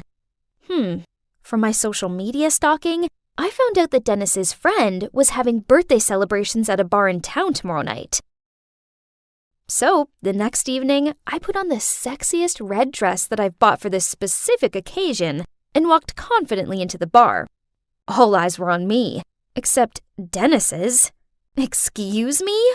Was he going to the bar for free Wi-Fi or what? Seeing that, I took a glass of wine and gently approached him. But suddenly, a strange guy came out of nowhere and pulled my hand back. Honey, where are you going? Have a drink with me? Get out of the way! I'm busy! I was about to turn my attention back to my prey when, oops! The strange guy tripped me up, causing me to stumble onto the ground. This was so embarrassing. I guess I just have to call it a night. But suddenly, an arm appeared in front of me. I looked up and, hey, it was Dennis? I was a bit surprised, but quickly regained my confidence and let him help me up. After that, he offered to buy me a drink, and then we ended up chatting into the early hours. And jackpot! Turned out he's as big of a golf lover as I was, so I persuaded him to join a golf club with me. Ain't that a smart move? A week later, and it was progress report day. One by one, we told Mom what we'd done so far. Cindy tried hard to approach Dennis by coming to the billiard hall that he frequented, and being the typical impulsive kid that she is, she bombarded Dennis with messages on social networks. She seems to be quite optimistic, though, as Dennis responded to her quite friendly, and the two kind of vibed when it came to billiards. As for Grace, she applied for the position of assistant manager at Dennis's company. I know. Man, my sister is a genius. She even said that she already felt some chemistry going on, as he wouldn't take his eyes off of her. Mom seemed impressed with the progress we'd made so far. Everyone's attained certain achievements, but sure thing, I was still in the lead. I felt it. I don't know if I'm being delusional, but Dennis and I were getting so close, and he had also shown some gestures of concern for me. Anyway, it appears that I'll have to work even harder than I first thought to win this one. Yeah, I did used to wonder if what Mom always said about men was 100% true, and why my sisters and I had to do all this. Until one day, back when I was 16, that day, I was going into my mom's room to borrow some jewelry for catfishing when I found an open notebook on the ground. Curious, I picked it up and discovered it was Mom's diary. And it was in a tragic story. She once fell deeply in love with a man, but then ran into him with someone else. Worse, she didn't even have a chance to confront him. Instead, she got his message right away. I knew the truth already. You're not a real woman. We're over. Not a real woman was what that Nick called my mom. Ridiculous! Just because my mom is a transgender? She did not go through all this pain and heartache to be disrespected like that. My mom's life was tragic, like a movie. Curiously, I flipped through it all from the beginning, and my heart felt like it's actually breaking, finding out what Mom had been through. Turned out, she and Nick were part of a group of 3 back in high school, alongside Maureen. Nick and Maureen were a couple, so my mom, as Jack at that time, had to keep her love from Nick a secret and poured it all into this diary. Unfortunately, Maureen found out her secret and exposed it to the whole school, which made everyone make fun of my mom, and she had to leave in shame. After so many years, she was still not able to forget Nick, so she decided to do the trans surgery to return to find him and fight for her love. They had some happy months together, but on that one disastrous day, she found out that he cheated on her. And it was with none other than Maureen. Harsh! How can people be so cruel to each other like that? Mom was a good person, And thanks to her, orphans like Cindy, Grace, and I could have a home. I owed so much to her, which is why I was desperate to succeed at her last mission and to make her happy. Back to the mission. Everything was going great between me and Dennis. He took me to the golf club and out for dinner. For a rich businessman type, I had to admit that he wasn't all stern and serious. Actually, he was a lot of fun to be around. Then, when he dropped me off after a date, he touched my hand and said, Monica, I'm really enjoying getting to know you, and I would like it very much if you would come and have dinner with my family tomorrow. Whoa, this was great! I mean, this project would be way easier now I had an open invite to scope out his family. But no, what is this feeling? I had butterflies in my stomach, and my palms were sweaty. It must just be the thrill of meeting Dennis's family, right? But why couldn't I stop thinking about his cute laugh and his dreamy eyes? Oh no, I think I might have actual feelings for him. From then on, I found myself wanting to scream and throw stuff at Cindy and Grace every time I heard them bragging about how close they were getting to Dennis. I'm crazy, aren't I? Now what? Am I the predator or the prey? OMG, I'm so nervous, I literally can't stop shaking. Whoa, they looked so wealthy and classy. His parents were both really sweet, and I soon felt a lot more relaxed. We had dinner, and the conversation flowed easily. There was just one thing that kept bothering me. His dad's name is Nick? Surely this was a coincidence, right? I mean, Nick's a popular name.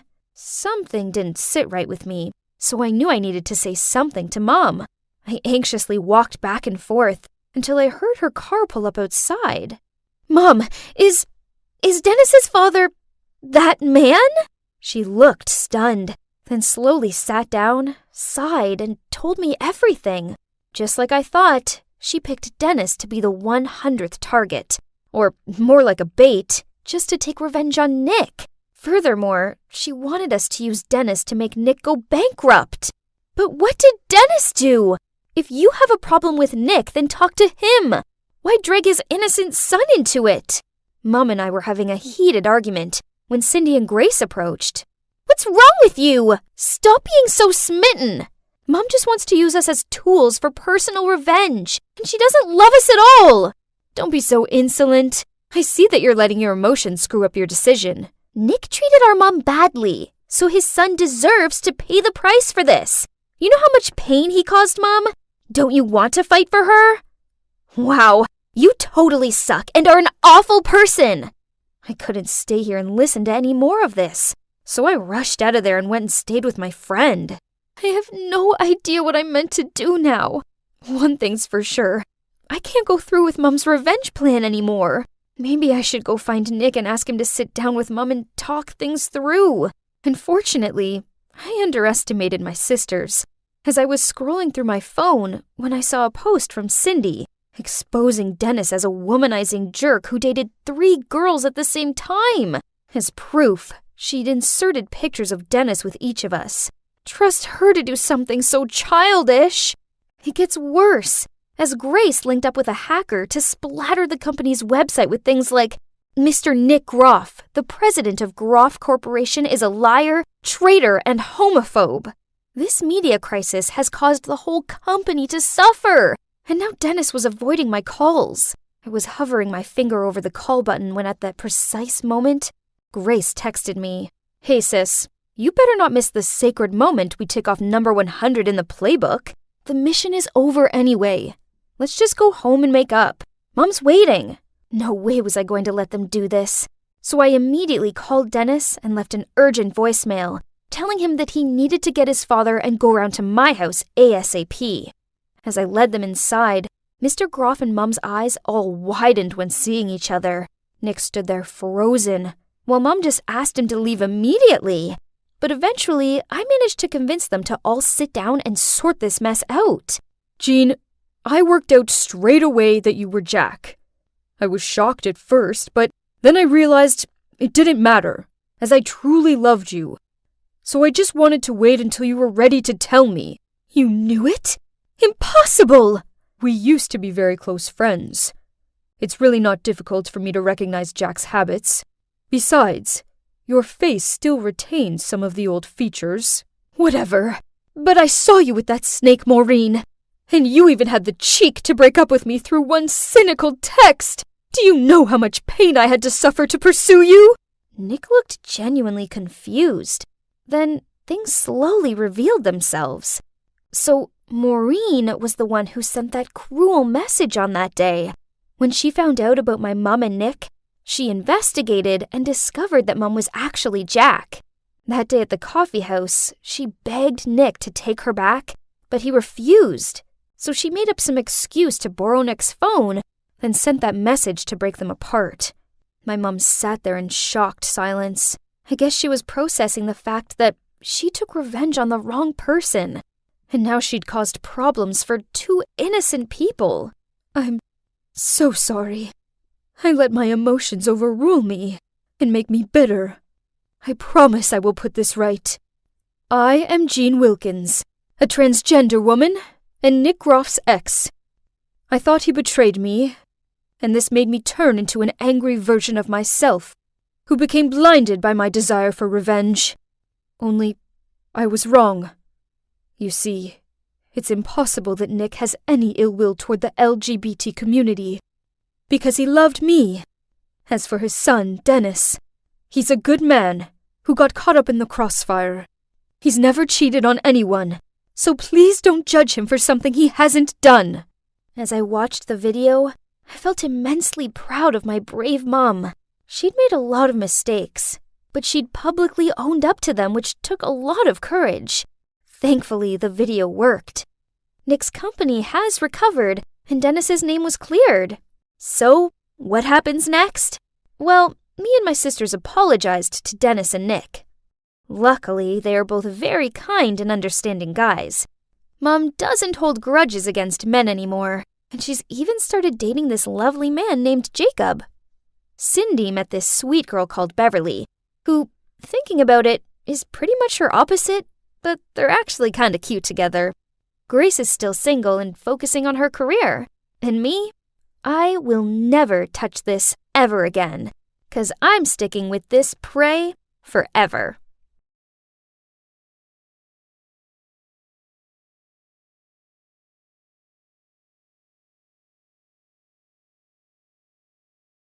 A lot of kids don't like Mondays, but I do. The start of a new week is full of so many possibilities.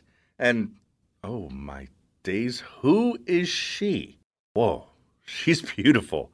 She is the prettiest girl I've ever seen. She must be new here because I definitely haven't seen her around here before. I'm Evan, and as you can see, I'm kinda short and skinny. I might not be a muscly jock or anything, but I do have a big brain.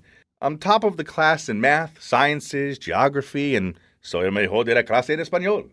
I'm proud of my collection of trophies and awards, and as a result, lots of kids in school know who I am. But I don't really like talking to new people. For such a smart guy, I find small talk awkward. It's like the words freeze in my head or something. Anyway, this is the main reason why I've been single for, well, forever. It doesn't matter, I need to focus on my studies anyway. But I do like girls, especially petite girly girls who need me to protect them. Being the smart guy I am, it didn't take me long to find out that the new girl is called Kayla. Kayla. What a sweet name. After a few days of looking through her social media accounts, I'd fallen deep for her. I wanted to tell her how I felt, but I'm just too shy and awkward. So I asked my best friend Liam for advice. Bro, what are you so scared of? You're the #1 guy in this school. Yeah, but only with books. Liam nudged me and said, Only? Dude, it's a big deal being that smart. Girls absolutely love it. You're a bright-looking guy and a top student. Just need to add a little bit of confidence, my friend. I was not sure about that, but what do I know? And Liam is good with girls, so I had to trust him. In fact, I am smart, and I should be proud of it and use it to my advantage. So what should I do to make a move? Now you need to prepare her a gift and surprise her with it in the canteen. Girls love romantic gestures like that. What kind of gift? Don't sweat it. Just get her something you think she'll like. The next day at recess, I carried a box to the canteen. I spotted her sitting with her friends. Oh boy, this was terrifying, but also kind of exciting. As I walked over to her, I noticed how pretty she looked today. Suddenly, she stood up and went to the food stall. Okay, so she was taller than I thought. Yeah, she's quite a bit taller than I thought. Oh no, she's a giant in comparison to me. Abort mission, abort! I turned around and started to walk off when I accidentally bumped into someone and dropped my box. All of my trophies and awards scattered across the floor, along with the love letter I'd written for Kayla. My eyes locked on it, and I was about to leap forward and grab it, but the girl picked it up. Then in a really loud voice said, "Oh look, Evan has a crush on Kayla. Who knew a nerd could have such high standards? Or should I say, tall standards?" Then everyone burst out laughing. Oh boy, this was embarrassing, so I hurried out of there. Liam, who had been waiting for me outside, stopped me as soon as I passed the door. "Dude, what was that? Are you really giving her those as a gift?" He snatched the box out of my hand and took a look inside.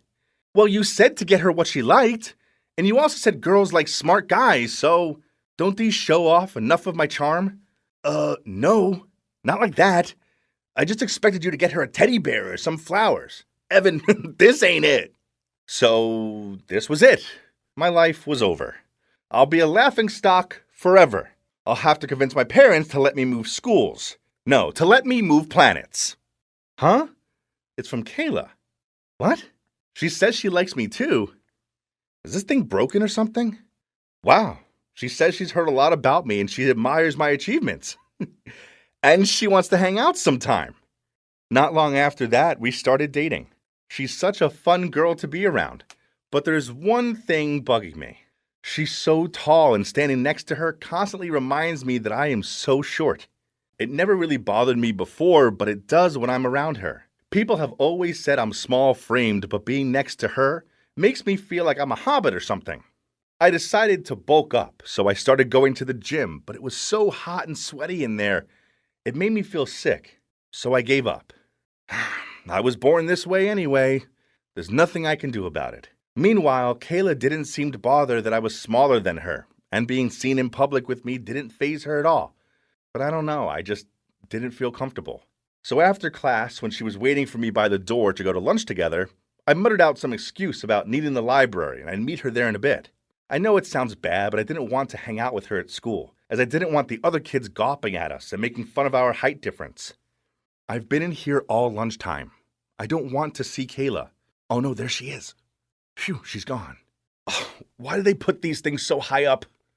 Here, let me. I turned to see it was Kayla. Then she easily grabbed the book and passed it to me.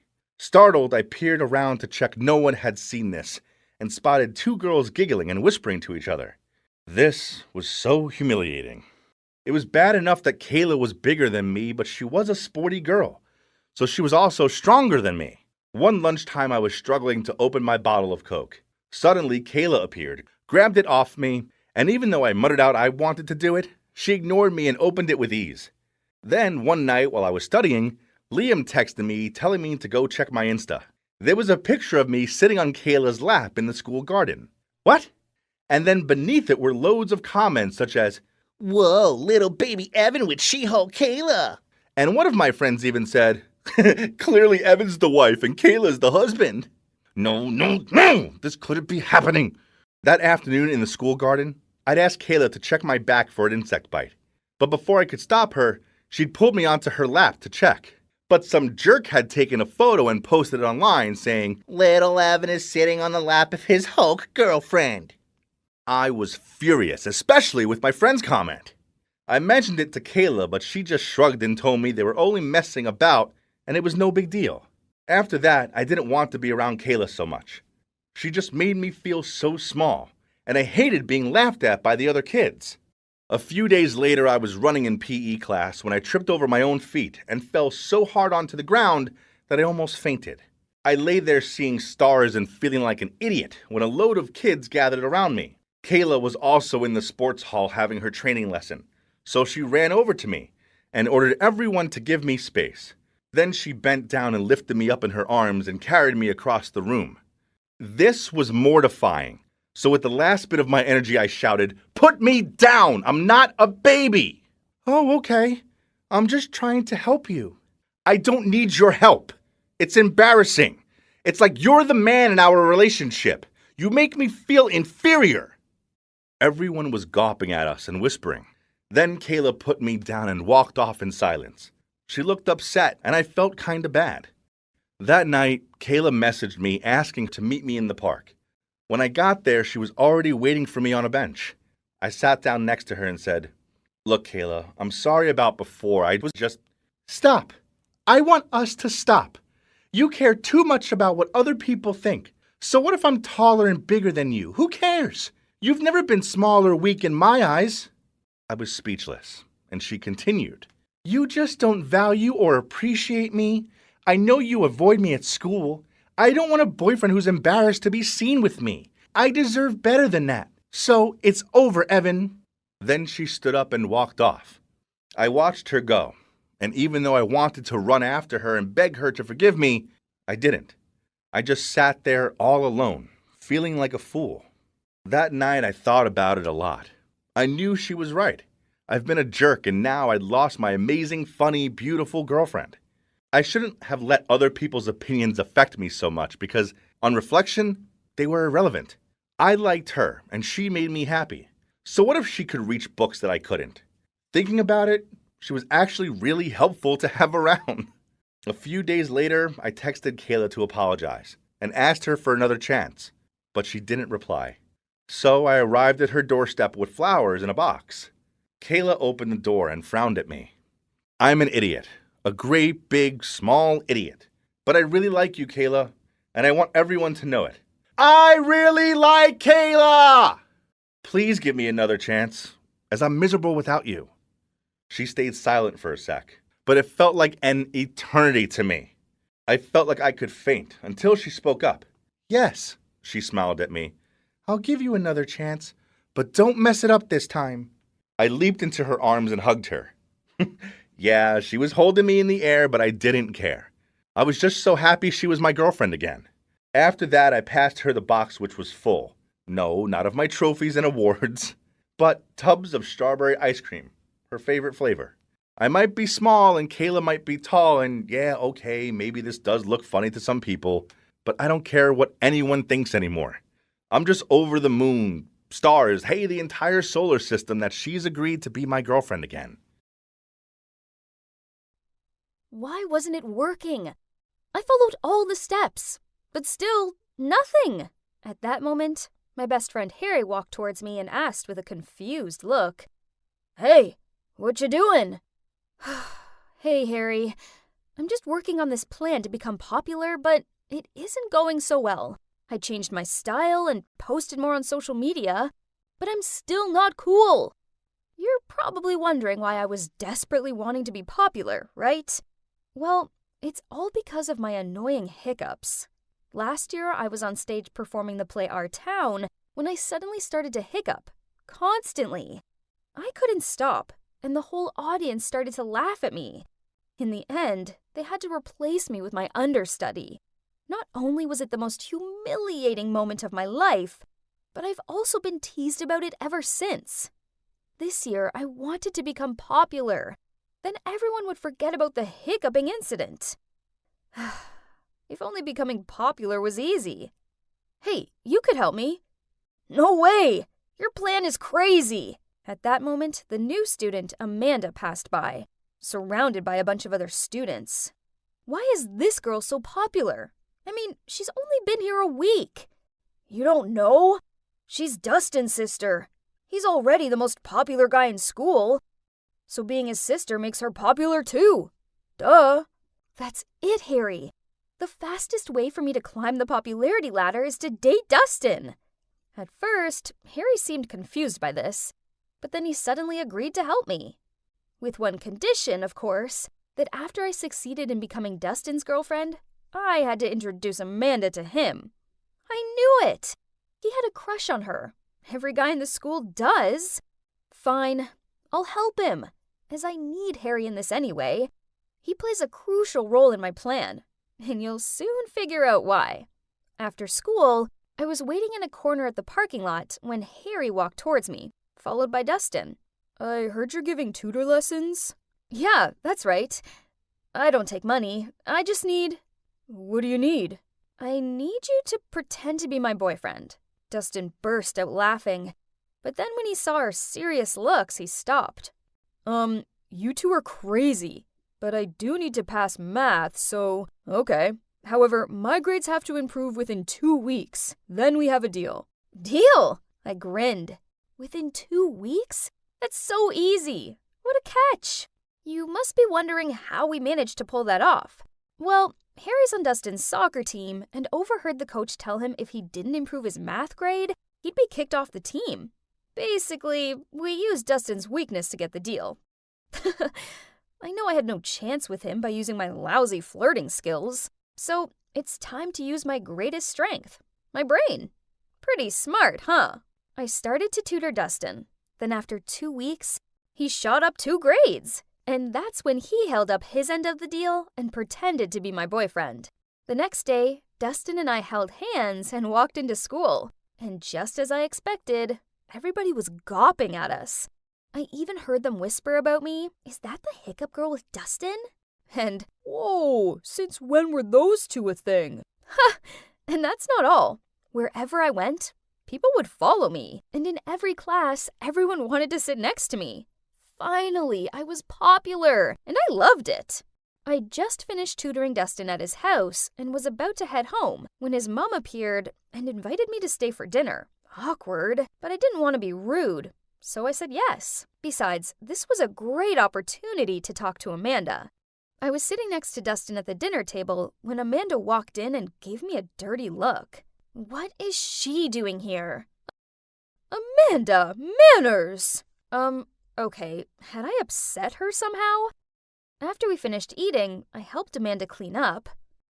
I pulled some homemade chocolate cookies out of my bag and gave my friendliest smile as I said, my friend Harry, he likes you. I was wondering if... Without letting me finish my sentence, Amanda interrupted me. Sorry, let me stop you right there. First, I don't eat cookies. Gross. Second, I assume you're asking me if I want to go out with your friend, right? No, because he's a loser just like you. It's embarrassing enough that Dustin is dating you. Then she walked off, leaving me standing there dumbfounded. Oh my God, couldn't believe what I just heard. How could a person be so rude? Ugh.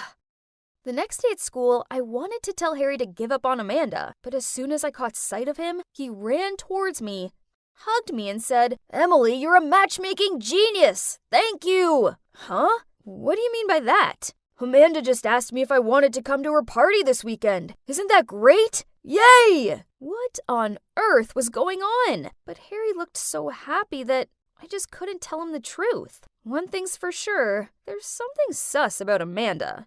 Of course, I was going to that party too, 'cause I was Dustin's girlfriend, remember?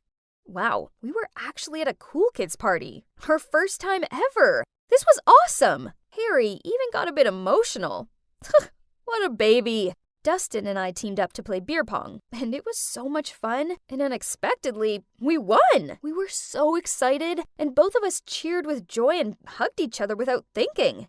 Oops, didn't see that coming. But what happened next was even crazier. Everybody started to cheer, "Kiss, kiss, kiss." Oh boy, they couldn't be serious, right? I just laughed it off and hoped everyone would stop. But no, they just kept cheering on. Suddenly, Dustin grabbed my face and kissed me right on the lips. I didn't push him away. Oh no, instead, I closed my eyes and got carried away. I even lifted up one leg. Oh, and FYI, that was my first kiss. After that, we both turned bright red and avoided eye contact. Ugh, my whole body felt hot like I was having a fever or something. Anyway, the party was everything I dreamed of and more. The next day, Harry and I arrived at school in a super good mood. But suddenly, we saw a bunch of students gathering around someone. We squished through the crowd and saw Amanda crying. Turns out, somebody from the party had stolen 2 of her mom's Fabergé eggs. Then, one of Amanda's friends suggested checking all backpacks and lockers of everyone who went to the party last night. But the chances are low. The culprit must have been able to hide all the evidence by now. Still, we should try everything we can, right? I couldn't bear seeing Amanda crying her eyes out like this. Then he gently patted her shoulder. Hey, that was smooth. Way to go, Harry. And so, we checked a few people's belongings, and still nothing was found. Then it was Harry's turn. He opened the locker and, oh my God, one of the Fabergé eggs was in there. But how? He would never do such a thing. I opened my locker and, what? There was the other one! What on earth was going on? Suddenly, Amanda started shouting at us. I knew it was you two! Hey everybody, Emily over here manipulated Dustin by using his weaknesses, his love of soccer and his dislike for math. Then she forced him to pretend to be her boyfriend just so she could be cool. Everybody started glaring at me like I was the villain, but I wasn't. There was a misunderstanding. I looked over to Dustin for help, but he just avoided my gaze, then walked off. I didn't know what to do, so I just stood there in shock until Harry dragged me off with him.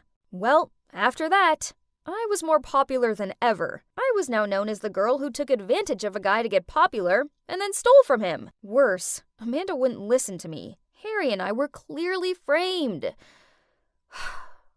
I wish I could go back to my normal life before I made that stupid deal with Dustin. Oh, but then that kiss wouldn't have happened. Oh boy, might I have fallen for Dustin? Then suddenly I got a text from Amanda. It was a clip from the recent party with the message, "You're nothing to Dustin." Why are you dating this loser? Wasn't she the girl who hiccuped during the play? I will use her until the end of this semester. Oh my, I couldn't believe he said that. I knew he didn't like me in the way I liked him, but did he have to be so mean? The clip automatically replayed again. Ugh, watching this one time was bad enough. But wait, there was a detail in the clip that caught my attention. I rewound it and, oh my God, there were the two missing Fabergé eggs. The clip was recorded at midnight, but Harry and I left the party way before then. I quickly rushed over to Dustin and Amanda's house and showed them the video. I don't remember you both leaving earlier. What if you're lying? Well, I noticed your front door has cameras. If you want, we could check them. Dustin turned to Amanda and confusingly asked, Did you put those eggs in Emily and Harry's lockers? Amanda said nothing, but her head down said it all. But why would you do that? Emily didn't do anything wrong. Because I don't like her being your girlfriend. I like you. What? Isn't she his sister? Oh, turns out they aren't actually siblings. Whew, that would have been weird. The truth is their parents were really close, and when Amanda's parents died in an accident, Dustin's family took her in. So Amanda was like a sister to Dustin, but Amanda, on the other hand, has been in love with him for a long time. I decided not to make a big deal out of it. As long as she posted a status on social media saying this was all a misunderstanding and that we didn't steal from her, and she reluctantly agreed. Afterward, I immediately got out of there without saying anything else to Dustin, but he ran after me and apologized for not defending me the other day. He just couldn't choose between me and Amanda, and then he said, That clip you saw wasn't what you think. Ugh. What's there not to understand? It was so obvious. Then what is it? Please tell me. But Dustin just stood there silent and stared down at his sneakers. Just like I thought. There's nothing else to explain, so I stormed off. The next day, Amanda posted the status and our names were finally cleared. My life is back to being boring, but it's okay, as I now know that being popular isn't what brings me happiness. Oh, and about me and Dustin? Well, a few days later, he sent me a video. It was the same clip from the party. At first, this frustrated me. I mean, why would he make me endure watching that again? But then I noticed that this clip was longer, so out of curiosity, I pressed play. And you won't believe what happened in the second half of that video. After the part where Dustin said he just wanted to use me, everybody teased him more. He got angry and yelled. Yes, Emily is weird, but weird in a good way. I like the way she smells books every time she opens one, and the cute way she gets embarrassed when she sneezes loudly. And do you know what I like most about her? That she hiccups every time she's nervous. You heard me right. I like her. You see? Dustin likes me too. Amanda cut this part of the video out on purpose so I'd misjudge him. But now that I knew the truth, what do you think I did? Yeah, of course I forgave him. I mean, How couldn't I?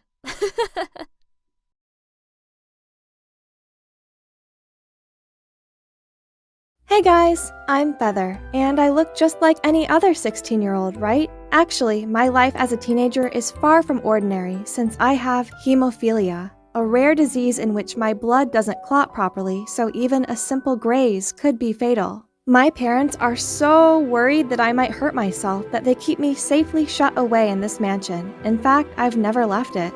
Money isn't a problem to them as they own this massive energy corporation, so to compensate for me not being able to go outside, they make sure I get anything I ask for. My giant playroom is cool, right? Not only that, but I also own a dressing room with hundreds of cute Lolita outfits, and an enormous pantry full of my favorite snacks that I can enjoy at any time. You see, there's honestly nothing to complain about, except I suppose it does get a bit lonely sometimes. Until one morning, I was woken up by a screeching noise coming from downstairs. Are you kidding me? Do you want to burn my throat with this or what? What's going on here? I went over to the living room and was stunned to see a girl sitting way too comfortably on our couch. I was still trying to figure out who she was when she suddenly said, "You, standing at the door, get me another glass of cool water. Now." Taken aback, I instinctively went to get her water. Then the girl finally looked up and seemed startled to see me. Oh my, I'm terribly sorry. I thought you were just one of the maids. Turns out she's Katie, the daughter of Mr. and Mrs. Forger, the two scientists that are collaborating with our family's corporation. My parents arranged for them to stay here to facilitate the research on the upcoming project. When I told her about my life and condition, she seemed really surprised.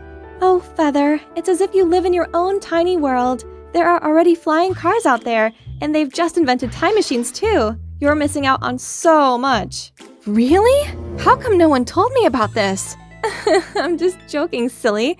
Whoa, you weren't kidding about not leaving this place, were you? Then she started telling me about some of her favorite things to do in the outside world, such as watching the latest movies in the cinema, going to the mall where she could actually try things on before buying them, or attending all the fun festivals. It all sounds so cool. We chatted for ages. Then I showed Katie around the mansion. Her reaction when seeing my dressing room and the playroom was seriously priceless. From then on, I spent lots of time with Katie, but my favorite part about being around her were her stories about school, where she got to learn new things and make a lot of friends. Seeing my excited expression, Katie immediately suggested that I talk to my parents about maybe letting me experience it myself. Actually, it doesn't hurt to try, right? So at dinner, I gathered my courage to say, "Mom, Dad, I want to go to school. I understand that you're worried for me, so Katie will come along to protect me. Right, Katie?" "Oh, yes, that's right. Feather is in good hands, Mr. and Mrs. Adams." My parents seemed very hesitant, but after a whole lot of persuading, they finally agreed with conditions. We'll join the most prestigious school in the state and have our own chauffeur. As for Katie, To avoid any incidents occurring, I suggest you get rid of the long nails and jewelry, Katie. we went back to my room after dinner, and I just couldn't hide my excitement. Yes, we'll get to go to school together soon. What should I prepare? What would you recommend? But then I noticed Katie staring in sorrow at her newly done set of nails. I'm so sorry, Katie. Is there anything I can do to make it up to you? It's okay, Feather. What matters is that you're able to go to school, and I'm so happy for you. It's bedtime anyways. I'll head back to my room now. I'm so lucky to have a friend like her. As I was indulging in my thoughts, a familiar voice startled me. Hey, I heard you two are going to school. Are you sure it's safe? Katie doesn't seem all that trustworthy. That is none of your business. You're just jealous that I've made a new friend while you're still lonely, aren't you? In case you're wondering, this guy is Liam, the butler's son. He was my childhood best friend and used to come to the mansion every day for homeschooling and to spend time with me. But we had some petty argument and I hadn't seen him since. Well, at least not until now. He was about to ramble about something else, but I slammed the door in his face. I wasn't going to let him ruin my mood. What I need to think about is my school day that's coming up. Oh my, it's so exciting, I really can't wait. We are going to Edgewood High today. So I decided to wear my favorite Lolita dress as Katie suggested. Oh, I almost forgot, Mr. Freddie. He's been my best friend since childhood, and of course he had to come along with me on this big day. Katie also said I should try introducing him to everyone. That would help me make new friends faster. Such a brilliant idea. Whoa, we're finally here. Hey, Katie, how do we find our lockers? Hey, Katie, when is lunch? Hey, Katie, do you know who's gonna teach us? Oh my god, Feather, stop asking. Everyone's staring. I didn't even notice. It's probably because we're new. Hi, I'm Feather. Or maybe it's because of your extravagant outfit. Before I could say anything, someone spoke up. That's a lovely dress. Oh, you're right. They do seem to like my dress. I waited for everyone in the room to settle, then confidently introduced myself. Hi, everyone. I'm Feather, and this is my best friend, Mr. Freddy. As soon as they saw Mr. Freddy, everyone burst out laughing. I didn't know what was so funny, so I just awkwardly laughed along. After class, I asked Katie why our classmates laughed earlier, and what she told me was unbelievable. They were making fun of me. It's so sad to know, but I guess not everyone can be as nice as Katie. She also told me to dress down next time to attract less unwanted attention. It's a bit upsetting, but I guess I'll have to do what's best. So I listened to Katie's advice and ditched the OTT dress. Just like she said, people actually stopped staring at me. Here, hold this. You look really good holding books. Huh? That sounds kinda weird. But it's fine though. She probably wanted my help but was just too shy to ask. After the morning classes, I went to buy a bunch of lollipops, and that might look odd to Katie, so I let her know about how lollies are my special anxiety remedy. People here seem to be quite judgy, which got me a bit uneasy. You want one? Aw, poor you, but no thanks. By the way, I'll have lunch with David today. You know, the cute jock in our math class. So you're on your own this noon, okay? Then she quickly left without waiting for my response. I didn't know having lunch alone was so boring. Everyone has their own group, except for this one guy wearing a hoodie and a mask. Hi, can I join you? But he didn't even reply, just stood up and moved to another seat. Did I do something wrong? Feeling the anxiety taking over, I immediately took a lollipop to calm myself down. And it's doing a wonderful job at making me feel better. But suddenly, someone snatched it out of my hand. I chased after him, but slipped on someone's foot and fell hard on the floor. Panicked, I burst out crying, and I heard the guy that took my candy say, Feather the toddler. Then everyone laughed at me again. Luckily, a guy spoke up. Stop this nonsense. What are you gonna do if she's injured? Oh wait, it's the weird guy from lunch. He checked on me to make sure everything was fine, then quietly went back to his seat. I didn't even have the chance to ask for his name before the teacher came in. This guy was so strange, but there was one thing I didn't understand. Why was Katie also laughing? Back home, Katie came to find me in the playroom, and I questioned her about the incident earlier, and she quickly apologized as she thought they were just joking. She then suggested going shopping and offered to buy me something to cheer me up, and so I agreed immediately. We went to the mall the next morning, and I had the best time. We had iced coffee and some delicious pudding. Katie also got me an adorable little hair clip, and so I bought her a bunch of new clothes in return. We were about to head home when Katie said, Hey Feather, I have a cousin whose sneakers are falling apart. Would it be okay if you helped me get him a new pair? Of course, anything for my best friend. Making my best friend happy was the most wonderful feeling in the world. I'm so grateful to have such a lovely person like her to come into my life. But then the next day, I walked into class to see Katie being all lovey-dovey with the boy who took my lollipop. So that's the David that she mentioned, and on his feet were the brand new sneakers that were supposed to be for her cousin. Why is he wearing the shoes I bought? Then Katie pulled me outside and explained profusely, Feather, calm down. The shoes were too big for my cousin, so I gave them to David. I didn't lie to you, I promise. Fine. Please just don't let me see him wearing them again. I felt really bad since Katie seemed really sad after hearing what I said. At that moment, David approached me. What's up, toddler? You got a problem with my new kicks? I froze in fear.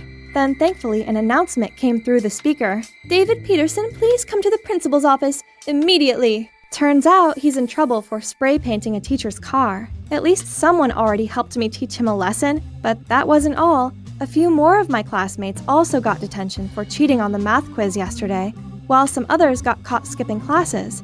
It was such a crazy morning. It's as if someone was trying to play the hero here. Finally, it's lunch break. Hoped things would be better in the afternoon, but... What is this? A poster of me? It also says underneath, Feather the toddler is the snitch. Katie took a look at it and said that the best way to deal with these kinds of jokes was just to play along. I'm not sure about that, but it seems like the only way now. And so, I climbed on an empty chair in the cafeteria and started speaking loud and clear. May I have everyone's attention, please? Hi, I am Feather the toddler, and I am proud of it. Instead of getting the response I'd hoped for, what I got back was food. The whole cafeteria was laughing and throwing food at me. I covered my face, trying to dodge it, but the floor got slippery from all the greasy food, so I ended up falling. Oh no! I scratched myself! I could only lay on the ground out of pain. People finally stopped as they saw me bleed. All I could vaguely hear was a familiar voice calling my name. I woke up in the hospital to find Liam sitting next to me. Feather, you're awake. Do you feel pain anywhere? Well, Liam? Why are you here? Where's Katie? Katie? You're still worried about Katie? She's the one who was behind all this. She told the principal about your classmates and told everyone it was you to make them hate you. What? How is that possible? Turns out the guy who was always wearing a hoodie and mask was Liam. Liam had always been suspecting something shady in Katie's behavior. So, after failing in warning me about her, he decided to look out for me himself instead. I cried and tried to hug him despite the pain on my arm. Then, Liam showed me a shocking video of Katie talking trash about me to everyone. Oh, why was Feather carrying my books, you ask? It's because her parents work for my family's corporation and she'll do anything I tell her to as long as I give her some money. Seeing the anger and also disappointment in my eyes, Liam calmed me down and said he had a plan to expose my so-called best friend. When I returned to school a few days later, I stormed straight over to Katie. It's you! You're behind it all! I already know everything. Stop being ridiculous, Feather. You got busted and now you're trying to blame me. Drop the act. No one's falling for it. At the end of class, Katie suddenly gathered everyone. People, head over to the lecture hall. I have something very interesting to show you guys. Oh boy, I wonder what else she has planned. Liam and I quickly followed the crowd and found Katie standing on stage. Oh, Feather, I'm glad you're here. This is about you after all. The screen started playing a video of me sitting on my swing, playing with my dolls, and taking armfuls of candy out of the pantry. Do you see that, everyone? Feather is just a toddler in a teenager's body. Such a weirdo. I was waiting for everyone to start laughing, but the crowd stayed completely silent. Then Katie hesitantly continued, Not only that, she's also the poser who snitched on us. Then, to her surprise, the angry crowd started booing and shouting at Katie, saying she is the evil snitch. Then they turned to me. Your rooms are actually pretty cool. I wish I had a snack pantry like that. It's so awesome. Katie sounded panicked as she continued talking more trash stuff about me, but no one listened. Turns out, Liam had set up a group chat in which he'd posted proof of Katie's actions, including the video of her talking to David, and also pictures of her coyly walking out of the principal's office after she must have snitched on everyone, and her putting up that mean poster about me. Katie, you're the one embarrassing yourself. Everyone knows that you're a snake in the grass. I trusted you, and what I get back are all these lies and schemes? I feel so ashamed for ever calling you a friend. As Katie looked around at the unimpressed-looking crowd, she realized her game was up and quickly fled the scene. Later on, we arrived home to see my angry-looking parents standing next to Katie's mom and dad, who had all their luggage packed ready to move out. Yes, Liam had already told them everything. In the end, Katie's parents made her apologize to me. Only after a lot of persuading did my parents let them keep their jobs. I never saw Katie again, but I did make a bunch of new friends that I invite around sometimes. The snack pantry is a big hit. Now, I wear whatever I like without worrying about being judged. Most of all, I'm enjoying my school life, and it's all thanks to the help of my trusty soulmate, Liam.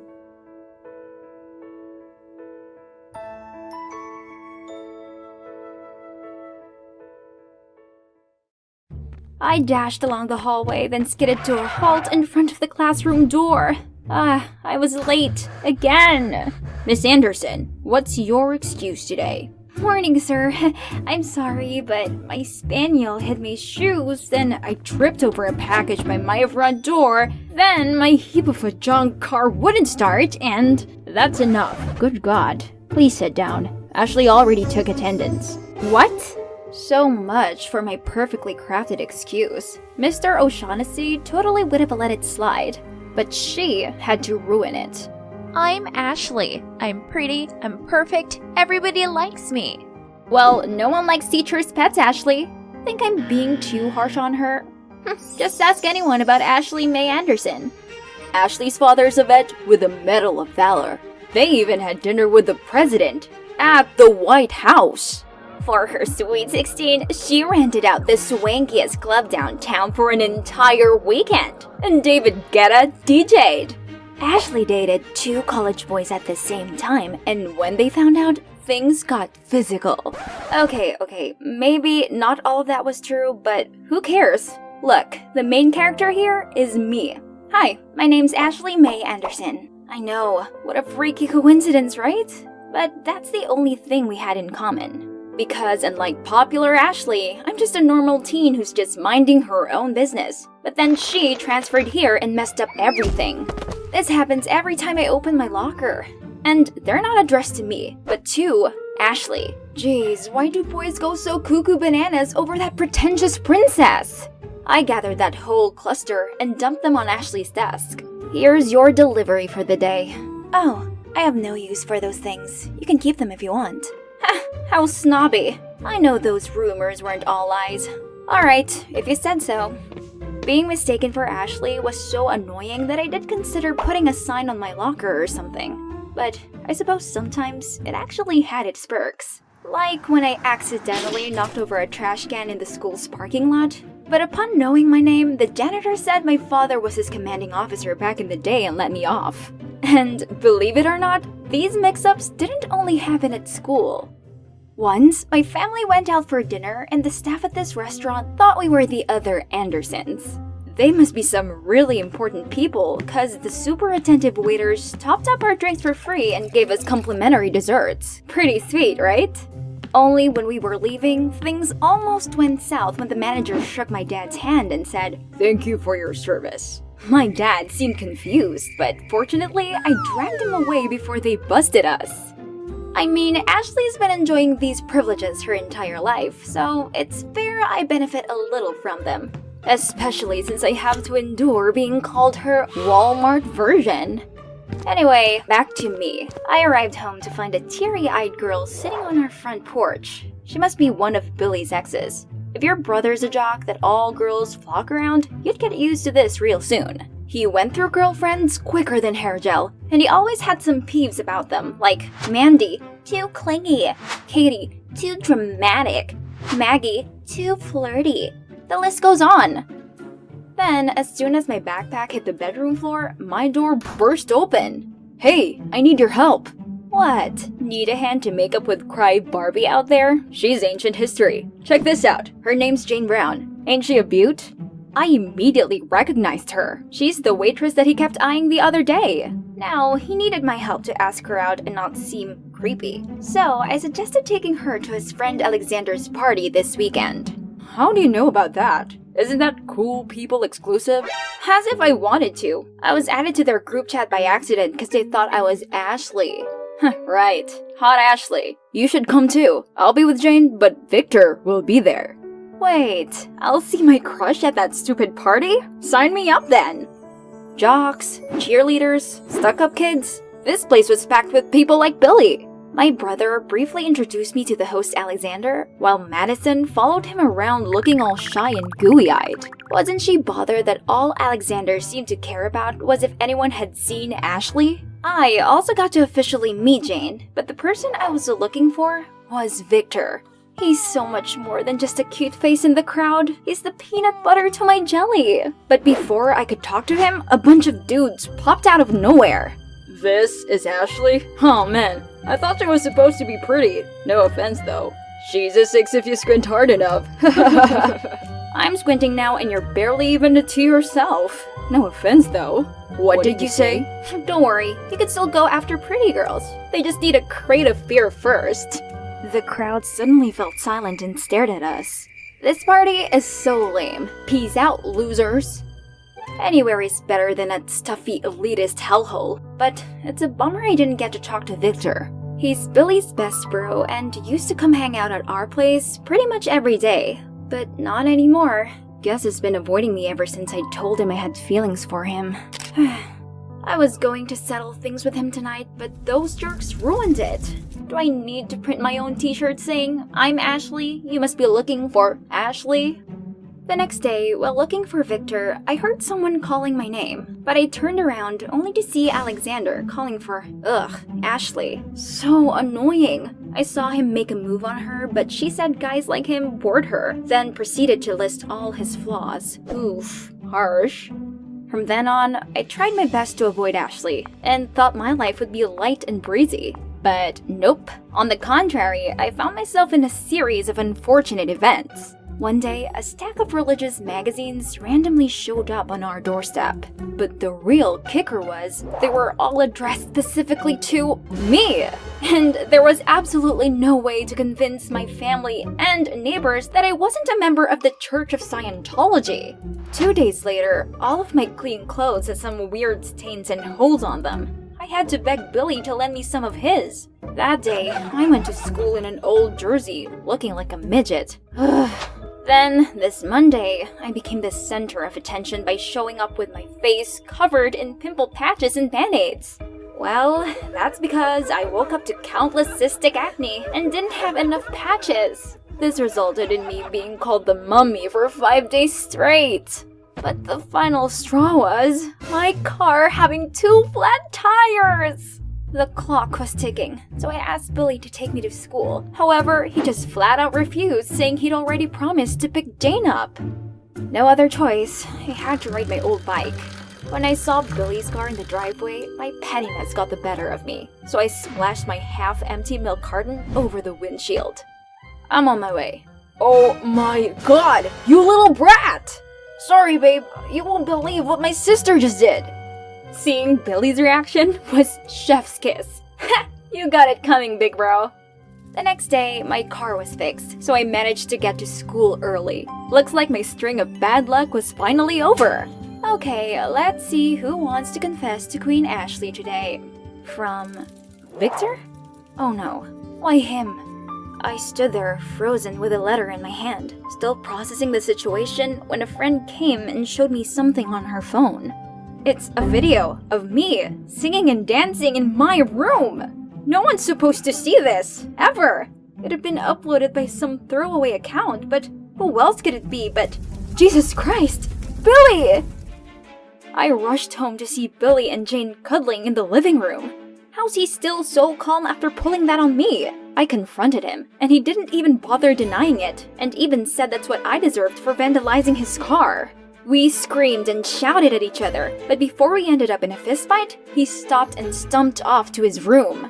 I was still fuming, glaring at his shadow, when I saw Jane gawping at me in delight. Don't blame your poor brother too much, dear. It was I who pulled the strings. What? Jane? But why? We'd barely even interacted. Then she went on about all of my mishaps lately were her doings. Yep, my so-called bad luck, it had been Jane all along. That's for stealing Alexander from my sister. He's her first love. Do you know how heartbroken Zoe has been? Wait, Zoe who? And why on earth would I choose to mingle with that playboy Alex? Kudos to this girl for thinking I could ever steal someone's boyfriend. Hello, I'm still struggling with my lifelong crush over here. I tried to tell her she made a mistake, but she wouldn't listen. Stop denying it. I know it's you. You're East High's Ashley with a vet dad. That checked all the boxes already. Hold up. There's another Ashley Mae Anderson in our school. She's Ashley with EY. I'm Ashley, EIGH. Her dad is a war veteran. My father is a veterinarian. Oh snap.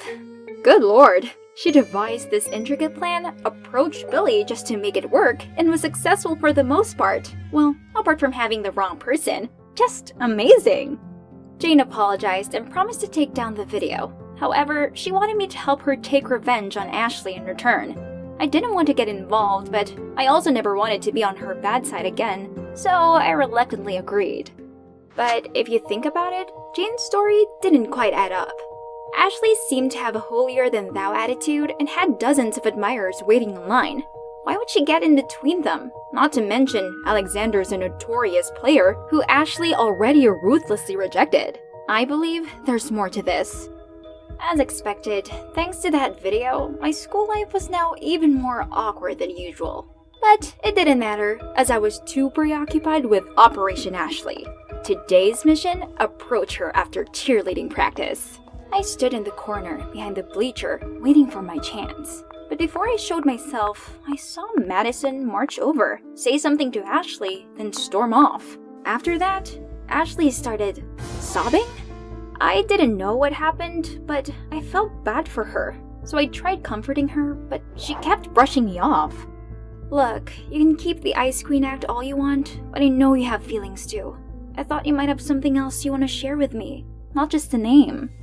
And it was like I pulled a lever that let out all of her bottled up emotions, and we had a heart-to-heart all afternoon. Just as I thought, things weren't what they seemed. We'd better talk this through with one another, so I set up a meeting at a cafe in the South Coast Plaza, as they wouldn't dare to cause a scene in public, right? Anyway, Ashley clarified that Alexander and her weren't a thing, while assuring Zoe that she deserved a guy much better than him. But Alex was really sweet to me. He gave me this present on our 1-month anniversary. Did he say it's his grandmother's? Yeah, he tried giving me an identical one on my birthday. I'd say you dodged a bullet when you two broke up. Please, look at yourself first. You two flirt with boys left and right, and still act all high and mighty. Get off that high horse. Ashley seemed genuinely hurt by Jane's words that it took her a while to speak up. I'm just sick and tired of being the popular girl who has to live up to everyone's expectations. It's too exhausting. I thought transferring here would mean a fresh start, but everyone still has this impression of me which I can't seem to change. The rest of us looked at each other in confusion when we saw how sad Ashley's situation actually was. We didn't know there were so many downsides to being high school popular. Ashley, you know you can just be yourself, right? The world will have to accept you for who you truly are. If people don't like you, then so be it. Yeah, if they don't, that's their problem, not yours. You can't fit into a mold to please everyone, 'cause there's no such thing. I don't want to agree with her, but she has a point. Let the whole world know the real Ashley. And you too, Zoe. Someday, you'll find a good guy who loves you for yourself. Alright girls, that's settled. Now, I have to deal with my own mess.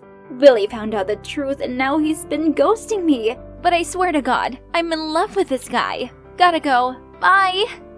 I couldn't believe I was rooting for my saboteur and her accomplice to be together. But here I was. Go get him, Tiger! The next Monday, Ashley walked to class and had lunch with me instead of Madison and her clique. And, of course, this didn't go unnoticed. You left us for her? What is she? You're not hot, sister? Before I could clap back, Ashley stood up and unleashed her inner sass. This is me living my life as my true self. If any of you bootlickers have something to say about that, you can shove it where the sun won't shine. Sweet Mary, Jesus, and Holy Spirits! Who knew she had it in her? Her words completely decimated those hyenas. And suddenly, someone grabbed my wrist. Victor? Slow down! Where are you taking me? Besides, you got the wrong person, and also the wrong address for this. You should give it to her yourself. Actually, I sent it to the right girl, but apparently, she still hasn't opened it. Wait, what? And you're right, I should tell her myself. It's just that Billy and I made a deal that sisters are off limits, so I thought it's better to avoid you. But hearing Ashley talk about being herself made me realize that I'm sick of hiding my feelings. I'm gonna make Billy see how sincere I am for you. Before I do that, Ashley, I like you, and, will you go on a date with me? Yes! Yeah, I suppose that would be cool. This is beyond my wildest dream! Not only do I have a brand new friend, but also a date with my dream guy. Fortune is finally smiling on me.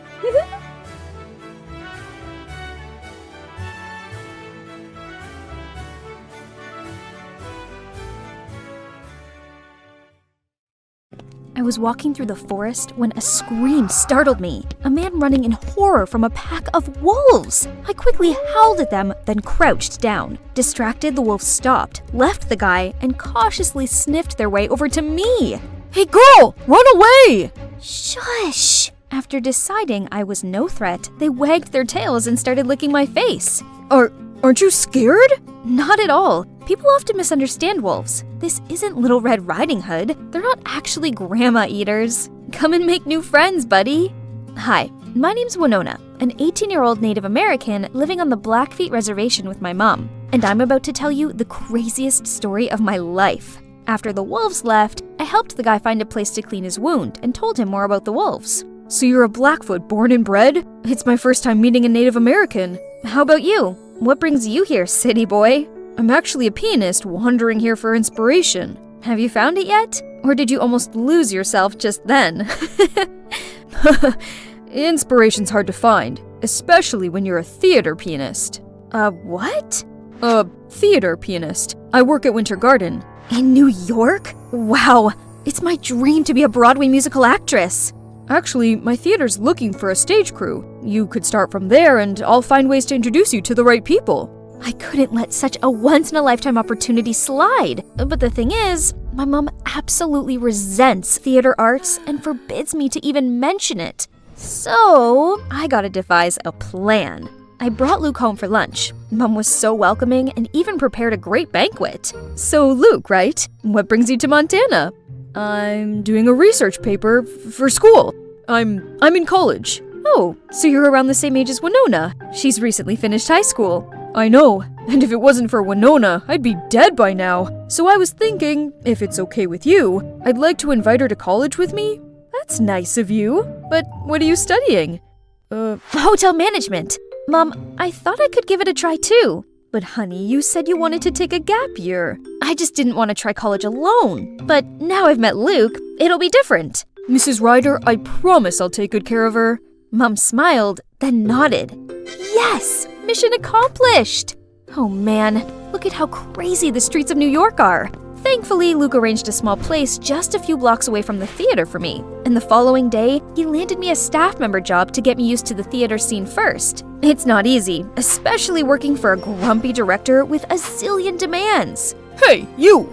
Yes, you cleaning lady! Out of the way! But just being here this close to the stage is incredible, right? One day, on set for Mr. Killorn's new play, he started yelling and throwing papers everywhere.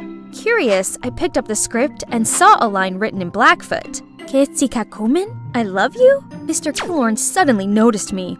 Oops, I must have said it too loud. How did you learn to speak Blackfoot? My mom taught me. Oh, I live in the Blackfeet Reservation. Interesting. You know what? You're cast for the leading role in this play. Go and meet Jade, the coach here at the theater studio. She'll instruct you further. I froze on the spot and couldn't believe what had just happened until Luke appeared, bowed to the director, and pulled me out of there. Am I finally living my dream now? Here it is, the studio from the business card. Huh? Are they shooing a coyote? This stupid guy was waving his umbrella at the snarling animal. I tried to tell everyone to back up, but no one heard my tiny voice until the guy next to me suddenly spoke up. Everyone, back up! Thank God people finally listened. I slowly advanced to the coyote, knelt, and offered my hand to him. When he seemed to trust me enough, I gently stroked his head and calmed him down. Just then, Mr. Killorn's assistant appeared and took the coyote in. Turned out, he's Mr. Killorn's pet. Who keeps a wild creature as a pet in this stuffy, urban space? You okay? You hurt anywhere? I'm fine. The poor little coyote looked terrified. You know a lot about animals, don't you? I grew up with them, yeah. In Blackfoot mythology, coyotes are guardian spirits. Well, you sure were a guardian spirit right then. I was still so touched by his words, but then Luke suddenly appeared. Winona, I just heard about what happened. You okay? What are you doing here? The guy, who was friendly just a second ago, now seemed cautious and just walked away while Luke glared at him. I'm fine. You should stay away from him. Luke doesn't seem to like that guy. Something weird is going on between these two. I went and met Jade, our coach. She told me about the role and introduced me to Nathan, my actor partner, which happened to be the guy I just met. I couldn't help but grin and offered my hand to Nathan, but he just ignored me and turned to the script. Hello? Am I just a stranger danger now? We then tried the opening act, but since it was my first time being on a turntable, I took the wrong step and fell over. Nathan! I was blushing when he suddenly glanced at Luke and dropped me, almost kissing the floor. Right then, a girl barged in. Is everything ready for my set? You're late again, Stella. And actually, you and Winona are both gonna practice and we'll see who's right for the role. Winona who? As if this nobody can stroll in and try to steal my role. How snobby. She's lucky this nobody doesn't want to make a scene on her first day. During the break, I questioned Luke more on Stella. Stella is super talented. She's marvelous at dancing, singing, and acting. No surprise though, because she's been training since she was little.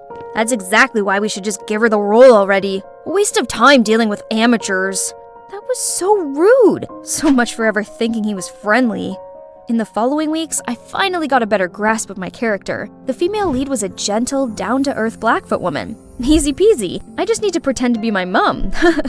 Only, my on-scene love interest Nathan was making things difficult. On stage, he refused to make eye contact with me, but he didn't have this trouble when he was up there with Stella. Every day I had lunch with Luke while Nathan and Stella were giggling in another corner, acting as if they were the most powerful couple here. Are they really in love? Oh, Winona, please. Why should you care? After lunch, I ignored Stella's glaring eyes and focused on being Nathan's lover on stage. What kind of singing is that? Give me a break already. That's enough, Stella. Actually, I just informed Mr. Killorn over lunch that Winona's getting the role. Ha! Very funny. No, it's not a joke. Look at your performance recently, Stella. It's rather disappointing. Winona, keep up the good work. Stella looked like she'd had the blood sucked out of her. I excitedly beamed at Luke, but strangely he looked concerned and ran after Stella. Does he have feelings for her? See that? Why hasn't he just confessed his feelings for Stella already and stopped this unrequited love tragedy? Isn't it because you and Stella are together? And that's also why you're so half-hearted whenever you're on set with me? It's not like that. I just couldn't control myself every time our eyes met. What did he mean by that? Congrats anyways. I always knew you deserved this role. He's right. I'd really worked super hard for this. I'm so close to achieving my dream now. The next day, I rushed into the first official rehearsal and acted my heart out in front of Mr. Killorn and the whole crew. I was dancing away to Luke's sentimental track when the door slammed open. It was Mom! I can't believe you lied to me and came here to do these foolish antics. Oh no. Mr. Killorn turned pale while Jade gasped upon seeing Mum. I tried to tell Mum to let me finish the scene, but fine, be this way. Until you come to your senses, you're not my daughter anymore. Mum then stormed out of there. Mr. Killorn told everyone to take a break and also left. I stormed over to Luke and asked if he told my mum the truth. But right when he was stammering, Mr. Killorn came between us. I didn't know you had to lie to your mum to get here.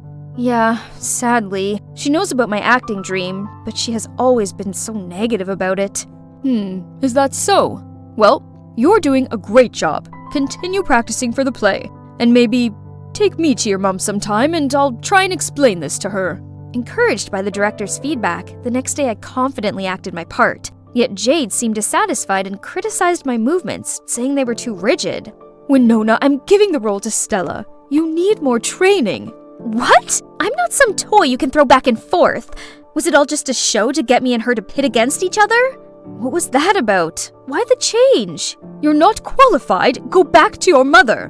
What has this to do with my mother? I didn't know what was going on, but I was sure of one thing. I needed to prove myself, so I stayed at the studio practicing, swinging and swaying my soul away under the studio light until I accidentally sprained my ankle. Right then, Nathan came out and helped me up. Why are you still here? I saw you stay, so I thought I'd stick around for a little longer. As he spoke, he gently pressed an ice bag on my ankle. I felt the butterflies flapping in my stomach, but suddenly remembered his attitude before and pushed him away, ready to stand up just to fall into his embrace again. You must think I'm so hot and cold, but I just didn't want Luke to misunderstand anything. What do you mean? We're just friends. And what's up with you and Luke? Then he told me how he and Stella were the best of friends back at acting school until Luke appeared. Luke was instantly attracted to Stella and asked Nathan to set them up. Nathan, of course, happily agreed. However, the next day Stella suddenly expressed her feelings for Nathan right in front of Luke. Luke didn't take it too well and thought I was messing with him. He's resented me ever since. So, you and Stella are just friends? We are. Stella might appear childish, but she's good-natured. She's dealing with a lot inside. I've just been watching over her. But right now, she's gonna have to learn to stand on her own since I think I've met my guardian spirit. His guardian spirit? We were so close, I swear we were almost kissing. But I quickly pulled away, saying I gotta go practice. The final rehearsal is my only chance to get my role back now.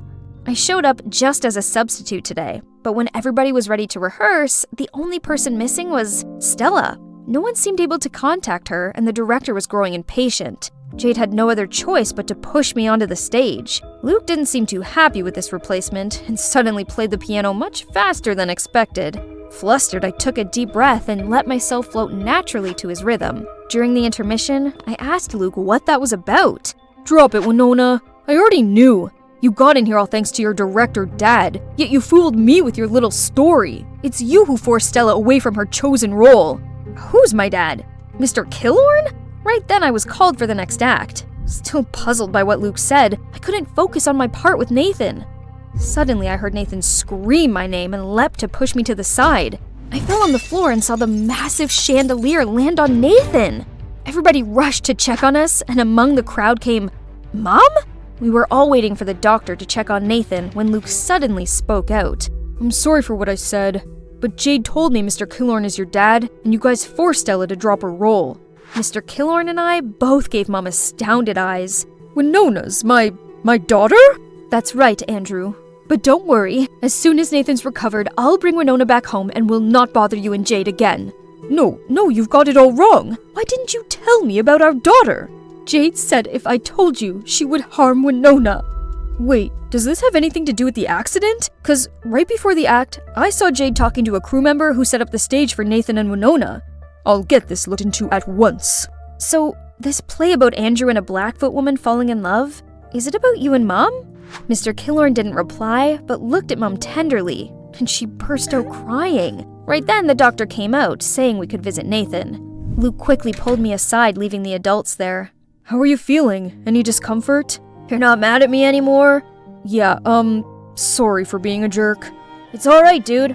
Go find Stella before she leaves. She said she was sick of being thrown around. She's taking a leave to reassess a few things. But why me? Aren't you? We're just friends. How many times do I have to tell you? Luke didn't even wait for Nathan to finish and rushed out of there. I wished them a happy ending.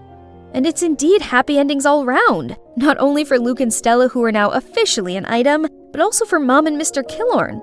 Or should I say Dad? Our family has finally reunited. On the other hand, Jade vanished as soon as her schemes were out in the open. Turns out, all of this was because she'd been in love with my dad for years. So back when Mom was dating Dad, she told her lies about him to get her to leave. Furious that both Mom and I were back, she decided to make us go for good.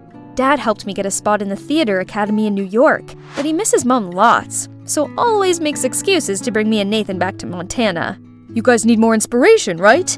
New York's just all hustle and bustle. So, how about we move the studio back here? Nathan, what do you think? I don't know, but wherever you are, that's where I'll be.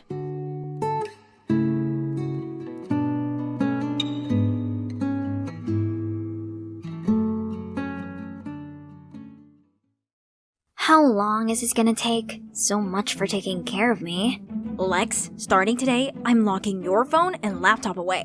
Cruel! Isn't one leg cast enough punishment? Excuse me, you don't deserve to have a say in this. If you hadn't bought our daughter that death trap motorbike in the first place, she'd still be intact. Yeah, sorry for making sure she doesn't grow up boring like her mom. Yeah, another lecture on how irresponsible I was eventually turned into a quarrel between Mom and Dad instead. They stopped only when Mom needed to leave for her business trip in Egypt. I'm done arguing with you. I have a flight to catch. I've got my eye on you, young lady. All the way from Egypt? That's kinda hard. Well, at least Dad's here, so I won't be by myself. The next morning, I woke up to see a note stuck to the fridge. Alex, I'm shooting my new movie in Spain for a few months. There is a strict no-phone policy to avoid leaks. So if it isn't urgent, don't call me. Love, Dad. Seriously? Choosing work over me? Why am I still surprised? That's when you have a world-famous actor dad and an award-winning photographer mom. They're rarely home, and whenever they are, they're constantly at each other's throats. All the more reason for me to hang out with my biker gang. I love motorcycles. They're my only getaway. But that's how I messed up my leg. In my defense, I could totally nail that trick and win their stupid bet if it wasn't for that bumpy road. However, not a single one of my homies has checked on me since then. Not even my boyfriend Blake. But what's really bumming me out is that school's out for summer, yet I can hardly move. So, bored out of my mind, I came up with a new way to entertain myself, which was playing candid camera on this whole suburbia. Thanks to my mom's camera, I had eyes on the newlyweds Cunninghams on the right, the Carpenters on the left, a few other houses, and ooh, tiny Timmy across the street. I swear to God, I almost thought some hunky guy had just moved in. My childhood friend Tiny Timmy had officially grown into Timothy. He looked just like a muscular version of Timothy Chalamet. Then Tim suddenly sat up and we accidentally made eye contact. Awkward. Looking good, handsome. He's even cuter when he smiles. Oh, he's replying. Even better up close. That's bold, Timmy. Too bad though. Sorry, lame. Tim looks confused at first. Then when he saw my cast, he immediately leaves the room. Huh? A broken leg is enough to scare him off? He's lame. Then the doorbell rang. Hey, that took a while. You're here? Of course, you need to have a closer look, and could use a hand, or a leg. Yeah, come help this damsel in distress. From then on, Tim came over every day to help me out around the house. He'd been really helpful and even tried riding my motorcycle so I didn't have to sit idle for too long. Other than that bulked up body, he's still the friend I knew back in the day. We still had so much fun playing video games and watching movies together. You have to watch Bodies, Bodies, Bodies. It's nuts. Actually, I thought you might be into Lady Bird. Such a heartwarming coming-of-age story. Ew, no way. Timothy Chalamet is in it. Okay, sold. But how do you know that it'd sway me? I just do. Like how I know you spy on me from time to time, which, by the way, is super creepy. Yeah, right. As if he didn't intentionally leave his blinds open while working out, Mr. Shy Guy. One day, as usual, me and Tim were hanging out, when suddenly my dear boyfriend Blake made a noisy entrance. Babe, you won't believe this. There's a racing tournament going on in the Upper West Side. You have to come. What's going on here? Sup? What do you mean, sup? Who's this little brat? Oh, this is Tim. Tim, this is Blake. Say hi. Hi. I don't care. What do you think you're doing? Watch your tongue. You've been ignoring me for weeks, and now you show up raving on about some dumb street racing contest? You don't even remember that I broke my leg, do you? But, you're mine! Blake was fuming like a bull ready for battle and about to throw hands at Tim, but he stopped his fist midair. A defeated-looking Blake fled off as soon as he got out of Tim's grip. Coward.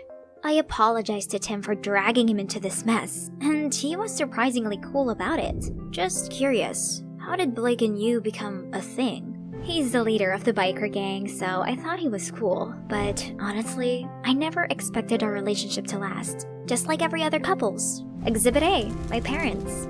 I see. My dad's a good example as well. Then Tim revealed that his dad left his mom for another woman last year, which really upset him. I could relate so much to his situation.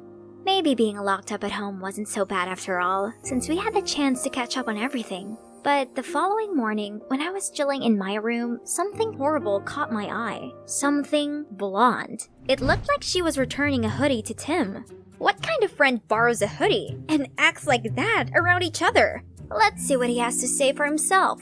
Who's that blonde? What was she doing at your place today? What? Who? She might look like strawberry shortcake, but don't be fooled. Whatever love you two might think you have will soon fade. That sweetness will turn sour in no time. Tim just burst out laughing. What's so funny? What made you think so? You don't even know Annabelle. Don't believe me? See for yourself. I then showed him all of the secrets I'd uncovered in our seemingly quiet neighborhood. First off, the couple from number 9 were both having affairs. The daughter from number 11 was using her boyfriend to hide her real relationship with another girl. And last but not least, the Carpenters, who seemed like suburban couples goal, actually had a far from blissful life due to Mr. Carpenter's drinking problem. In conclusion, there's no such thing as real love. I see your point, but on the other side of the spectrum, genuine love does exist. Tim points the camera towards the Cunninghams. I'm not buying their poster couple act. Then, one day, Tim said he had to work overtime at the library to prepare for an event with, you guessed it, Annabelle only. I had to hide my anger as I watched him drive off with Blondie. With nothing else to do, I decided to watch the Cunninghams. Geez, how could they seem so lovey-dovey all the time? I wanted to take my mind off of Tim, but the more I observed them, the more I thought about him with that Barbie. That's when I saw a book that Tim borrowed for me from the library. Looks like it's time to return it. I Ubered there, but there are many people here as well. Why did Tim say that the two of them would be here alone? Tim's face turned into the scream when he saw me. Didn't think I could get this far? Hi, don't mind me. I'm just here to return this. You should have just given it to me. Oh god, no. I can see that you're busy with Annabelle, isn't it? Yeah. How do you know my name? Oh, let's see. You remind me of that creepy doll who's also an absolute nightmare. Tim then immediately dragged me away. See? He's caring for me, not you, Annie. However, the fun was interrupted right away when I saw Blake outside. Time for you to pay. Tim immediately stood between Blake and me, but to our surprise, Blake signaled for his goons hiding close by to show themselves. Clearly outnumbered, I tried to stop the situation from getting worse. Let's be civilized here. We can sort this out without violence. You're right, babe. We can settle this with a bet. Whoever can do the trick that broke Alexa's leg and top it off with the Akira slide can have her fair and square. The loser has to back down. First of all, I'm not some kind of trophy. Second of all, that stunt is incredibly dangerous. Right, Tim? Sounds worth it, though. Have both of you lost your minds? Tim went first, and even though he flunked it, he managed to land without a scratch, while Blake landed on his face. Of course, that fiasco got the whole gang so embarrassed, they scrammed immediately. But I was still so annoyed. Congratulations, you won absolutely nothing. Not that I didn't care about him, I just couldn't stand his recklessness anymore. The next day, I was woken up by a doorbell. So, what are you here for? Sorry about last night, but if you stayed longer, I could have told you that I did what I did because I like you. Romantic styles. I don't even remember since when, but I do remember how sad I was when we stopped hanging out. Believe it or not, I started working out just to impress you. Whoa, what? Tim explained that nothing was going on between Annabelle and him. They were simply co-workers.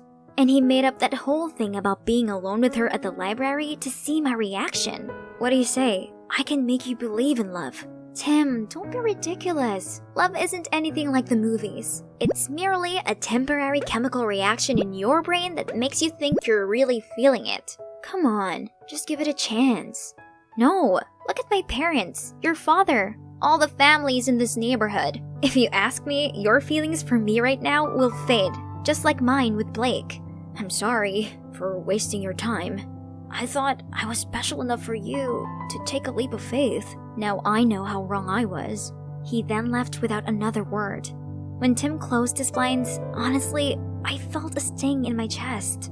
This is for the best, right? I can't deny the uneasiness I felt without Tim. It's not that I didn't want us to make up, I just didn't know how. Seeing how happy and smiley he was with her, my uneasy feeling only grew bigger. Is this what they call love? No. It's not real. Happy-looking families are not actually happy, and the Cunninghams are just good at faking it. What's that I'm hearing? Are they fighting? I saw the husband suddenly punch the wall with rage, then push the wife. I no longer had eyes on them, but could hear a huge commotion over there. What on earth is going on? Panicked, I called the cops right away. Wait a second, that means their happy marriage really was fake. I excitedly limped across the street to tell Tim about my discovery, then dragged him over to the Cunningham's front lawn. However, when the cops arrived, both of them answered the door perfectly fine. Turns out they already knew about my spying, and were so annoyed by it, they decided to pull a prank on me. Great, my curious neighbors have also witnessed this whole humiliating ordeal. But the worst part was seeing the disappointment on Tim's face. You have to stop being so stubborn. Not every family is like yours. I couldn't say a word, not even when the cops gave me a warning. That night, I tossed and turned as Tim's words wiggled around my mind. Suddenly, something caught my attention. It's from Tim's house. Some flashlights were moving around. I tried calling Tim, but he didn't answer. Of course, he'd be in deep sleep by now. Calling the cops was useless because of that very recent embarrassing incident. That's it. I'm doing it myself. Out there on Tim's front lawn, my heart was beating like crazy. Thieves! Thieves! The startled thieves turned around, so I blared the air horn, then shouted, "Freeze! Stay where you are! Hands over your heads!" But obviously, I, a teenager with one working leg, never actually expected any criminal to stand still. They quickly got a hold of me, and right when I thought my life was over, "Get away from her!" Tim, thank goodness! Other neighbors also came and stopped the thieves. Tim called the cops, and this time they reported to the scene ASAP. Phew, that was insane. Mrs. Jones, Tim's mom, thanked me and invited me to stay the night. It's really nice of her, even though she burst out laughing when I explained the situation with the Cunninghams. When Tim went to grab some drinks for us, she asked me why I was alone in this condition. So I spilled everything about my family. Contrary to her reaction just now, she showed me sympathy. From her experience, love didn't always have a happy ending, but it doesn't mean it's not real. Tim's dad and I had genuine feelings for each other. It's just that over time, things changed. We're open to accept this and be honest with each other. That's what real love is. I wouldn't change a thing, and I would still fall crazily in love with him, despite knowing we would eventually break up. Because that's how I got Tim, the second real love of my life. Her words hit different. Maybe I'd given love a bad name. You're right, love is not at fault, and Tim is so lucky to have a loving mom like you. Meanwhile, my parents don't just hate each other, they put it all on me too.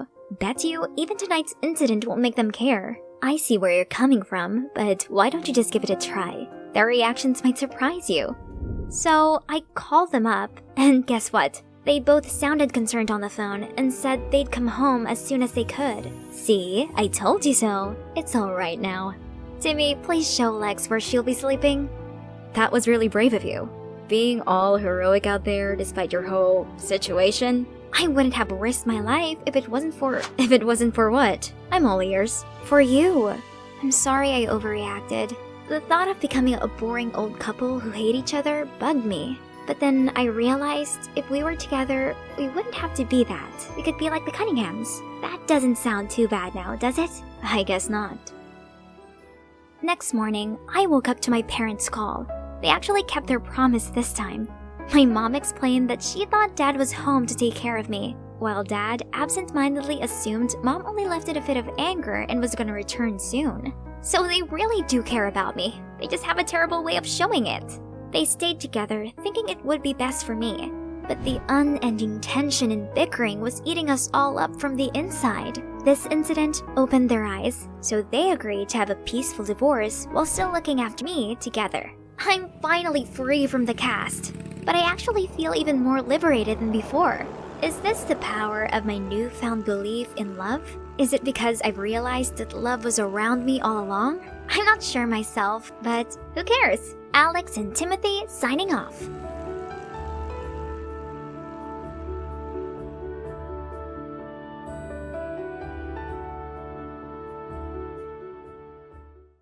You are watching the incredible Berries Blue.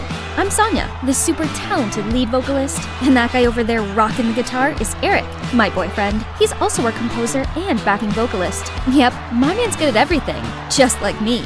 Actually, he's the one who discovered my vocal talent and helped me on my road to fame. Our debut album exploded onto the charts, and the rest is history. Eric asked me to be his girlfriend right on stage after our set. I don't know who was more excited, me or my adoring fans. Everything was perfect, and then our next album flopped. I guess all that pressure had interrupted Eric's writing process. I tried to send him positive energy. We had a big show coming up to debut our new single and start our comeback.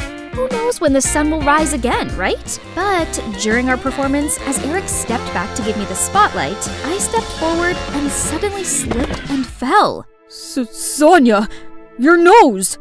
It's crooked! I was rushed into surgery, but my nose looked like a lightning bolt. I can't look like this. I must be beautiful. You'll always be the cutest girl to me. No need to worry. We can still fix it. But right after that, the photo of my busted nose hit the headlines. I got ridiculed for praising natural beauty and then getting plastic surgery. What vultures! I had to upload the video of me slipping to end these rumors, but they claimed I did it on purpose to get attention. What on earth?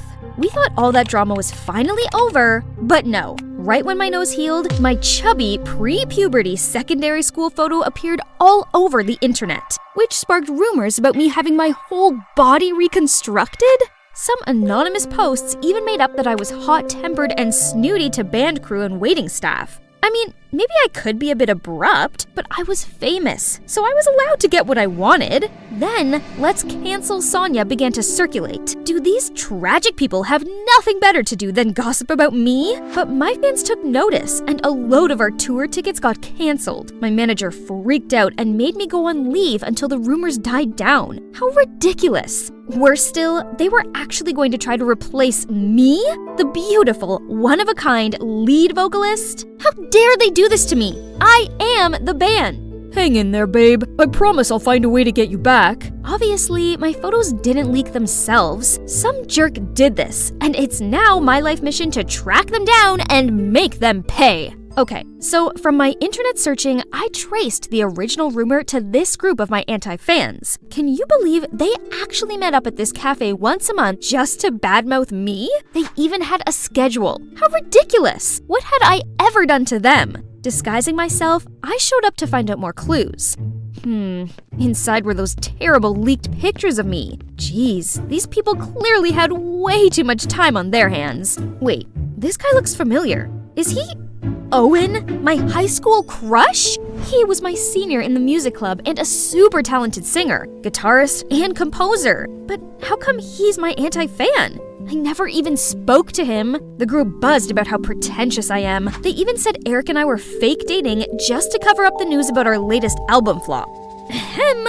Obviously, our love is real. I never tire of hearing trash talking about that Eric guy's songs, but it's closing time. If you posted about Barry's Blue, please claim your money from the counter before leaving.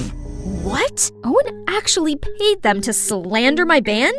Why was he so intent on ruining my career? Did he have a personal vendetta against me? I just had to find my own way to figure all this out. Making myself one of them should do it. I immediately called to apply for the job, and I got it. Showtime! It's important to look the part, so I dressed up as this innocent-looking girl for my first shift. Thanks to the magic of makeup, even I could hardly recognize myself. Call me Summer from now on. After the introduction, Owen immediately gave me tons of work.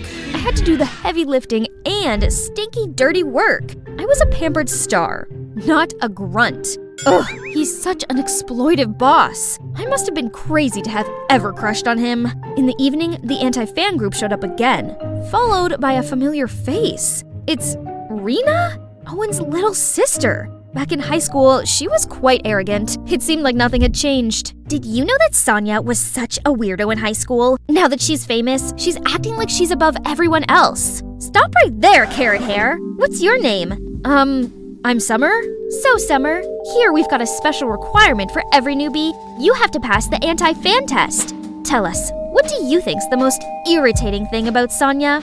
Ugh, now I have to defame myself? Actually, I was Sonia's childhood friend. Well, just a neighbor. She was the worst kid in the neighborhood. What did Sonia look like when she was young? And how was her personality? She was chubby and cruel to other kids. She threw bugs at them and never shared her toys. Take notes, guys. Remember to cite the source as Sonia's close neighbor. You can get some bonus, too, for contributing useful information like this. Was Rena also involved in this, along with her brother? When Rena left, the other anti-fans, Caleb, Violet, and June, still didn't leave, but turned to the stage and started tuning the instruments? What? They'd composed a whole song to mock me, not only about my surgery rumors, but also that I was a vain, hot-tempered, competitive, talentless, disrespectful, and never used my abundant money to help others. Her music was good, but the insolence killed their skills. I'm curious, why do people hate Sonia that much? She's rude and her music sucks. Yeah, her natural voice is good, but it doesn't have any emotions. She probably doesn't know anything about love, and doesn't have any friends either. Those comments from the anti-fans got me thinking. I suppose I do find it hard to open up to people, and I can be a bit hot-headed sometimes, but am I really that unlikable? Not the nose again, please! Huh? Owen? First you break the cups, now you're wasting sugar. Sugar? Seriously? Aren't you even going to ask if I'm hurt? If I leave here with just a scratch, this place will be finished, you know. This place was fine until you showed up. At least, Summer, you should learn how to apologize and thank. Suddenly, the anti-fan's words echoed in my head. As Summer, Owen still saw how much of a diva I was. That means, as Sonia, I must have been so despicable. I'm sorry. I should have thanked you for helping me. That's okay. I'm glad you're not hurt. Don't forget Rena's reward at the counter. Take it before you go. Why do you have to pay others to badmouth Sonia? I'm only going along with all this for my sister, but it brings more customers in, so whatever. So the person behind this is Rena? I don't think so. Someone must be pulling her strings. But who? I don't know. Why are you so concerned, Summer? I was just curious. I used to think badly about Owen, but beneath his cold front, he's kind of sweet and caring. Just like years ago. I was trying to escape the rain and bumped into him. He saved me from falling. Didn't care how sweaty I was, and even gave me his umbrella. But in front of my crush, I was too shy and embarrassed to say anything and hurried off. Since then, I didn't feel so uncomfortable hearing the anti-fans slate me and our band's decline. It was almost all true anyway. At least this way, I could learn from my past mistakes and become a way better person. Flowers grow in the strangest of places, right? Yeah. These anti-fans actually became my friends. Playing with them was way more fun than with the berries somehow. Okay guys, you need to share your music with the world. So, I signed up our budding band for a local music competition. Well, what? But we're not professionals. Do you really think we can win? Who cares? I always wanted to perform on a big stage, but what are we gonna play? Use one of my songs if you want. I hear the payout is pretty good. Ooh, I love your songs! We practiced together every night, and everyone was so focused on this, they didn't post bad rumors about me anymore. Owen is truly a genius. Listening to him playing his intros always gave me goosebumps. And so, the image of a cute, talented Owen reappeared in my mind. Oh no, wake up, Sonia, you already have a boyfriend! Eric? Speaking of Eric, he's been ignoring all of my calls. I get it, he's busy rehearsing for the show, but didn't he promise to find a way to bring me back? Oh, I see. You're too busy playing bands to post anything. We have a show this weekend. You started this, didn't you, Summer? I knew you were trouble from the beginning. Get out of here. I'm on her side. Are you gonna kick me out too? Don't you see I'm doing this for you? Did you forget that Eric stole your songs and used them for his debut album? Rena, don't you think I already know what you're up to? You and that Eric guy are seeing each other, right? Doesn't he want you to spread rumors so he can replace Sonia, his current girlfriend? He says if I succeed, her place in the band will be mine. An affair is one thing, but he can't help you shine with that tuneless music. That's why I need your songs! Owen, just give me a few and everything will go smoothly. At that moment, it all became clear. The only album that made a name for the Berries was actually stolen. And worse still, the person behind my plummeting career was my own boyfriend. That jerk Eric craves fame and would never let himself get caught up in a love triangle scandal. You know how important public opinion is to him. He's using you, and as soon as you give him what he wants, he'll drop you without a thought. I'm not that easily replaceable. What do you mean, Summer? I'm sorry for lying about who I really am, but not everything is fake. I wish you could feel it. Pass my words to him. I'm out. And you, Rena? That jerk doesn't deserve any of our love or trust. Even if I didn't want to go back to being the famous Sonia, I couldn't continue to be the carefree Summer either. I didn't realize they were there. They must have heard everything. You're Sonia, not Summer? All this time? You lied to us! I'm sorry. I didn't mean to hurt you or trick you. Your words made me want to change myself for the better, and your music taught and inspired me a lot. Caleb, Violet, June, I just want to be friends with you. Who wants to be your friend, you liar? I may have found out the truth about myself and Eric, but now I've lost my career, my friends, my boss, everything. I'd made such a mess of everything, and I didn't know how to fix it. I don't deserve to be Sonia, or even Summer. It must be a delivery guy. I barely had the energy to get up and open the door. Standing in front of me was... Owen? Did he come all the way here just to see me? Sonia, I've been thinking a lot about your band and Eric, and I realized that this isn't your fault. You can't let Eric win. You're too talented for that. If you show everyone your true self, I just know they'll love you. Actually, there's one thing I want to confess to you. I used to have a crush on you in high school, but you probably didn't even know I existed. Really? That's so dumb. What do you mean? Actually, at that time I liked you too. You were so cute and shy with that beautiful voice. But when I came closer to talk to you, you just ran away. If I had been more confident and braver, maybe we could have become something different. What about now? I mean, do you still want to sing my song? It'll be an honor. Your song is always special. Owen pulled me to the competition and tenderly strapped the bass on for me. Going out there without the rest of the band seemed terrifying, but we couldn't give up. Owen was about to lead me on stage when Rena rushed over to us and grabbed my arm. Sonia, I messed up. It's true that Eric was using me, and I had been so blind to trust him that much. I've corrected the misinformation about you. I was hugging her when the rest of the anti-fans appeared.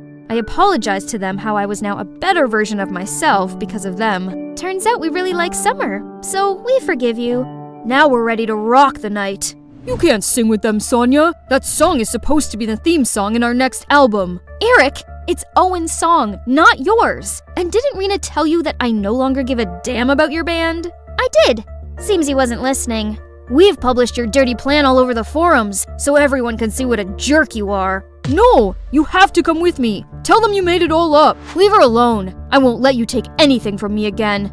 My song or my girl. She's our friend now, so excuse us. We need to get on stage and perform our song.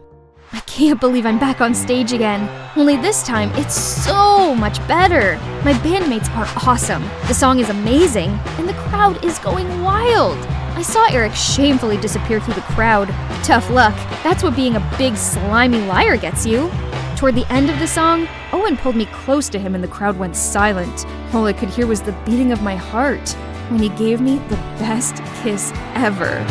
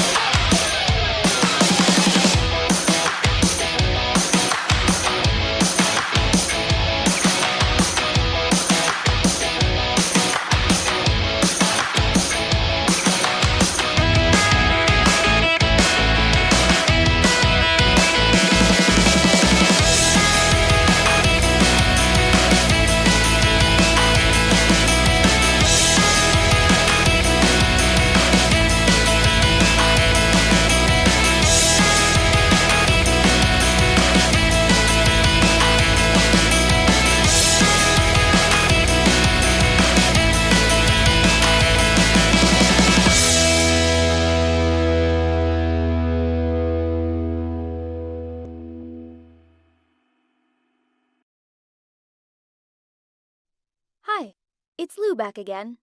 If you remember, in the last episode, I told you that we decided to take a big group trip together to celebrate the end of the semester. Well, everything was going great at first, but then when we were on our cruise, things started to go downhill. Naomi caught Jeremy cheating on her.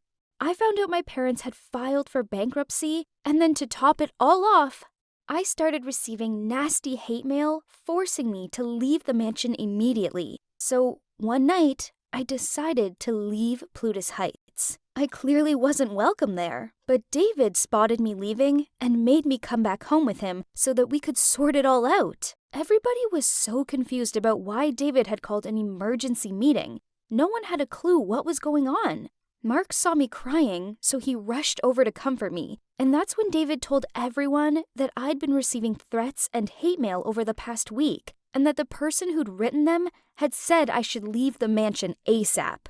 I looked around the room, and everyone was suddenly suspicious of each other. David spoke up and said, Whoever wrote these letters is a coward, and I'm gonna find out which of you did it and kick you out. This kind of bullying is not acceptable at Plutus Heights. Lou, show them the letters. So I pulled the letters out of my bag and handed them around. Suddenly, Naomi said, Could it be? We all went silent and stared at her, waiting for her to finish the sentence, but she didn't say anything more. Mark got mad and said, Just spit it out! Say it already! Naomi continued, I'm not sure, but a few days ago I went to Aaliyah's room to get my lipstick that she borrowed.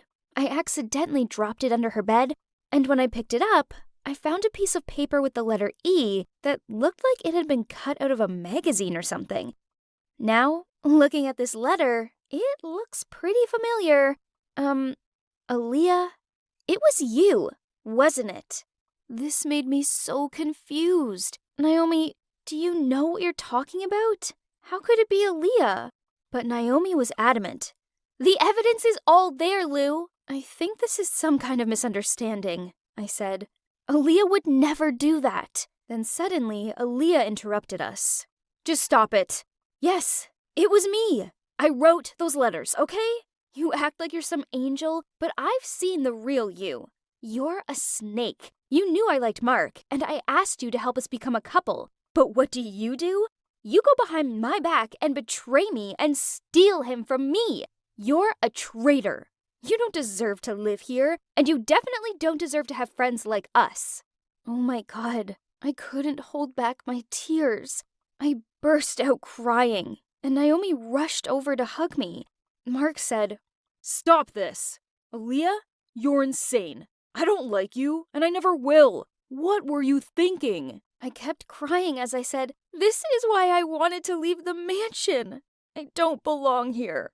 Yeah, get the heck out of here. I can't stand living under the same roof as you. Thank God you finally get it.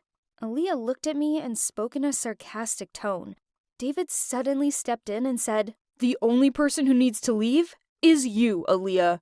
I can't believe how cruel you are. I vote that Aaliyah leaves the house right now. Who's with me?" Everybody raised their hands, except me. I was just standing there looking at the ground, wishing it would swallow me up. Then Mark said, "Okay, it's been decided. Aaliyah will leave Plutus Heights. Lou's staying." At that, Aaliyah lost it. "You traitors! You'll regret this!" she screamed. Then she left and went to her room, slamming the door behind her. We could hear her noisily packing up her room. Then she called her butler to pick her up. I couldn't believe it. How could she treat me like this? I thought we were close friends. A few days later, Naomi also moved out. She couldn't stand being around Jeremy anymore. This made me want to leave too, because the house just felt filled with sad memories now. And also, I couldn't exactly afford it anymore. I called Naomi to tell her this, and she asked me if I wanted to move in with her. Without even thinking about it, I said yes.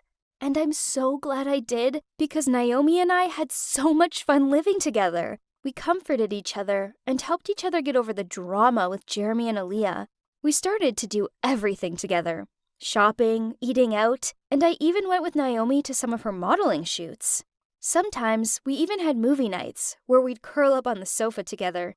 Occasionally, I'd notice Naomi not paying attention to the movie, but just staring at me. And one time I joked, "I know, I'm beautiful." Right? She just laughed and turned away. Then one night, we went to our favorite bar for cocktails. We were having such a fun night, but I think we drank a bit too much, because Naomi told me something that shook me to my core. "Lou, I need to tell you something. I've wanted to tell you for so long. I'm in love with you." I laughed. "I love you too, Naomi." But then Naomi hiccuped and said, "No, Lou, I love you. Like, I'm in love with you. Why else would I ask you to come live with me?" Oh my God. What? I slowly backed away from Naomi and didn't know where to look. This was so horribly awkward. Firstly, I wasn't a lesbian. Secondly, I was dating Mark. And thirdly, was Naomi crazy? "Naomi, you've got this all wrong. I thought we were just best friends. I'm not interested in you in that way. Sorry." I waited for her to reply, and she just smiled and said, "No, I get it. It's okay. Forget about it. I'm just drunk. It's fine. We can still be friends, right?" After that, we went home, and it was so awkward. All I wanted to do was go to bed and wake up and forget it ever happened. Lucky me, after that night, Naomi never mentioned it again. Maybe she knew I was feeling awkward, so she tried to be as cheerful and natural as possible. Even though our conversations were still a bit awkward, but that's okay. I really hoped that it was just a temporary feeling, and Naomi would quickly forget it so that we could remain close friends as we were now. And about Mark, Ever since I'd moved in with Naomi, I hadn't seen him as much. Recently, we'd sometimes gone 3 or 4 days without even speaking, and when I called him, he'd often say he was busy and he'd call me back, but he never did. It seemed like there was something wrong, and it made me worried. Then, something terrible happened to our relationship on the day we were supposed to celebrate our 6-month anniversary. On that day, he took me to a fancy French restaurant, and out of surprise, we bumped into Mark's parents, who had just finished eating and were on their way out. Mark looked surprised to see them and said, Mom, Dad, what are you doing here? His dad spoke up and said, We just had dinner with some business partners. And who's this lovely lady? Aren't you going to introduce us? Mark said, Oh, right, sorry. This is Lou. Her family owns a chain of famous restaurants. Your favorite one, remember? Then his dad looked shocked and said, Hang on. Is she the daughter of the family who just went bankrupt? It was so awkward.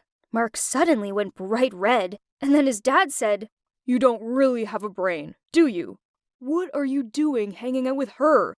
She's a nobody. She's got nothing left. A family like hers would just be a burden. Don't you care about your future? Then, to my astonishment, he looked at Mark with an absolute determination. Do you know how hard your mom and I worked so that you have a secured future? Break up with her immediately. Don't let me see you with her again. I didn't know how to react and just waited for Mark to stand up to his dad, but all he said was, Okay, Dad, I understand. I couldn't believe it. Then his dad said, Great. Your mother will set you up on a blind date with a girl that is more worthy of you. Won't you, dear? Then they left and didn't even look at me. I was shaking with rage as I turned to Mark. Never in my life had anyone spoken about me like that before, right in front of me. And the worst part was that Mark hadn't even stood up for me. Not once. What just happened? Why didn't you stand up for me? How could you let him talk to me like that? He's such a... Mark didn't let me finish my sentence and interrupted me angrily, saying, Don't you dare. That's my dad. And anyway, what he said wasn't entirely wrong. I was fuming by this point. Oh my god, I can't believe this is happening. Don't I mean anything to you? You didn't even say no when he mentioned the blind date. Mark told me to calm down and said, Chill, Lou. It's just a blind date. I'll meet her to keep my parents happy, but obviously I'll reject her. You don't need to worry. I was shocked. Unbelievable! So, you just do everything to please your parents, don't you? Don't you have your own opinion? You're like a little sheep to them. Mark suddenly exploded and said, How dare you? I could see he was seriously angry because he gave me a look that I'd never seen before. I couldn't bear it, so I just rushed out of the restaurant in tears. He didn't even bother to chase after me. When I got home, I went straight to my room and buried myself under the covers. I'd never been so disappointed in my life. The way Mark just stood there as his dad badmouthed me and my family? How could he let him do this to me? That weekend, I wanted to try to forget about my sadness. I was sick of lying in bed feeling sorry for myself. So I asked Naomi, Will, and David if they wanted to go on a trip with me. David said we could go stay at his private resort. And so that's what we did. We played golf, got spa treatments, and went to the beach. It cheered me up a bit, but every time I thought about Mark, I got sad again.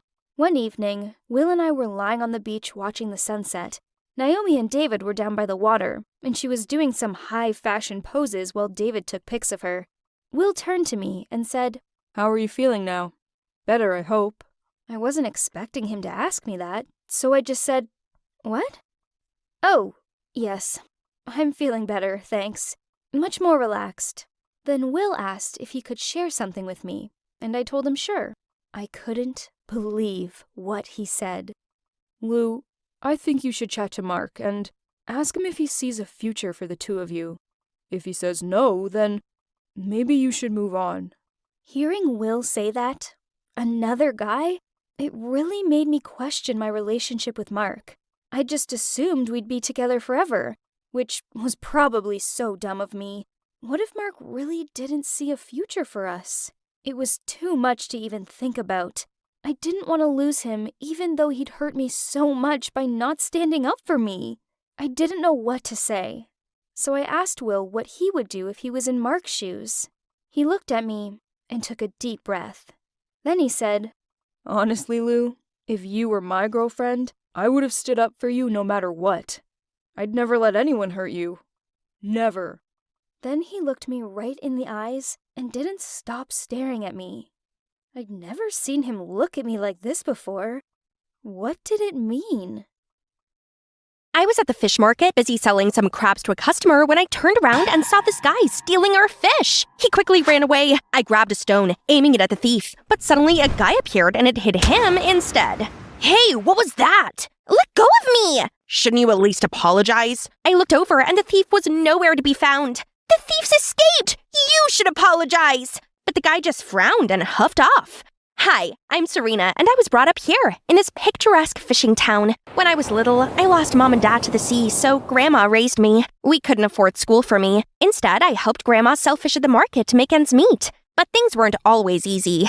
Serena, you all right? Yes, I just wish people wouldn't steal. I know. Hopefully it was an extra stinky fish that will give them a tummy ache. That's Edward, my best friend since childhood. Edward's parents are also fishermen, so we naturally bond together and grew up inseparable.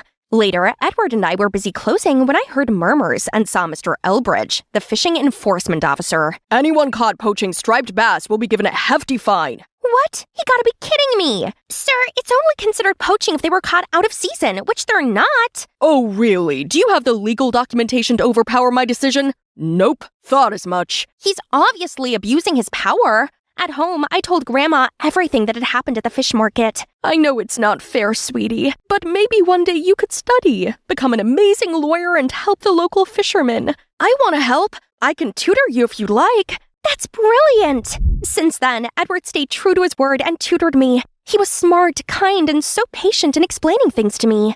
Time flies, and by the time I turned 13, I had the biggest crush on Edward, but I had no clue how he felt about me. I'll wash up. In the future, I'll always share the housework with you. What does he mean by that? Does he also have feelings for me? The next day, when Edward and I were having ice cream, some kids came in and started making fun of me. Do you know eating too much ice cream makes you fat? Oh, of course you don't, because you don't go to school. She doesn't need to. She's still far smarter than you'll ever be. Why did you always stick up for me? Is it because you think of me as a little sister? I need to stop daydreaming. He doesn't have those kinds of feelings for me. Then, when I turned 17, something terrible happened. Grandma fell so sick that she passed away. At the funeral, I felt so alone with all the adults around, and Edward was nowhere to be seen. When everything was settled, Uncle Leon said he'd take me to live with his family in the city. I had to tell Edward, but when I got to his house, it was all locked up. So I quickly slid a note with my uncle's address under his door, then left for the city. As soon as we walked into the mansion, Aunt Clara and Rachel were already there, frowning. Ugh, can you smell rotting fish? Ew, get yourself some perfume, please. Enough! You will make Serena feel welcome here. Please prepare a nice room and everything Serena needs. Uh-oh, not a good start. But then Uncle Leon had to go away for a business trip and asked Aunt Clara to find me a tutor as he was afraid going to school might be a shock for me. I was so excited to finally study and pursue my lawyer dream. However, all the tutors Aunt Clara found were terrible. I actually had to teach them simple sums. Meanwhile, Aunt Clara showered me with errands to run. Suddenly, I saw a blur of a dog and boy and smash! You idiot! How am I meant to cycle home with an injured knee? You're hearing this, Rex? How is she gonna cycle back home? Sorry. I'll take you home. I accepted his offer, mainly because I didn't exactly have much choice. What's your number? Wow, that was quick. Stop daydreaming. I need it in case I decide to sue you. The guy, Henry, finally quit fooling around and gave me his number. When we got to the mansion, I caught sight of a familiar figure. Edward! I limped over and looped my arms around him. Who are you? Before I could respond, Henry shrugged his shoulders, then left. Edward then told me all about the tragic events that had happened to him. My father made a bad decision to go dynamite fishing. The Coast Guard caught him, but as he tried to run away, his boat smashed into a reef. We needed to move to the city for his treatment. Luckily, I got a scholarship into college here, so I can study and also care for Dad. I'm so sorry it's taken me this long to find you. That's okay, I understand. It all sounds terrible. What about you? So you live in that big mansion now? Is that guy your boyfriend? Henry? Oh, no. He's just good because, well, I wanted to tell you that I missed you and I love you, Serena. But you said I'm just a sister to you. I was 13. I didn't understand my feelings back then, but I do now. Serena, not having you by my side felt so empty. Will you be my girlfriend? We started dating and having Edward by my side felt so great. I was complaining about my terrible tutors when Edward suggested he become my tutor instead. That's a great idea. You'll need to prepare an atrocious CV for my aunt to hire you.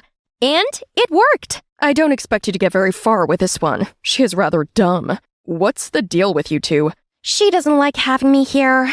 Halfway through the lesson, Edward got a call from the hospital asking him to pay his dad's bills ASAP before his condition worsened. I was comforting him when Rachel barged in. Serena, go get me some ice. Oh, hello there. Get out! Who's that? Rachel, my cousin. Edward seemed distracted after that.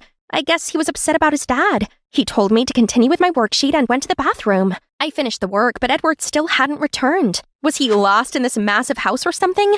I went to look for him and was shocked to see him and Rachel happily laughing together.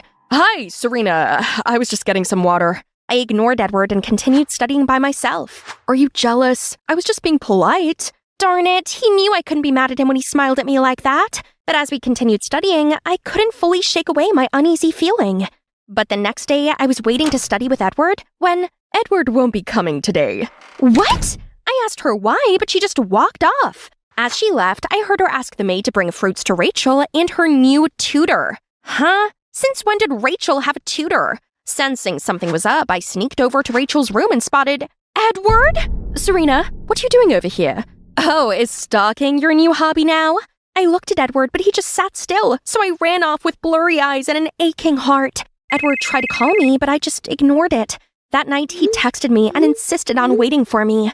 I wanted to hear him out, but I was still so angry at him. Serena, please. Your aunt told me I couldn't tutor you anymore and asked me to be Rachel's tutor instead. I need the money for my dad's treatment. I can't turn this amount of money down. Ugh, my aunt was such a witch. I'm so sorry. I would much rather be tutoring you. You're the only girl for me, but I can't lose this job. So let's keep our relationship a secret, okay?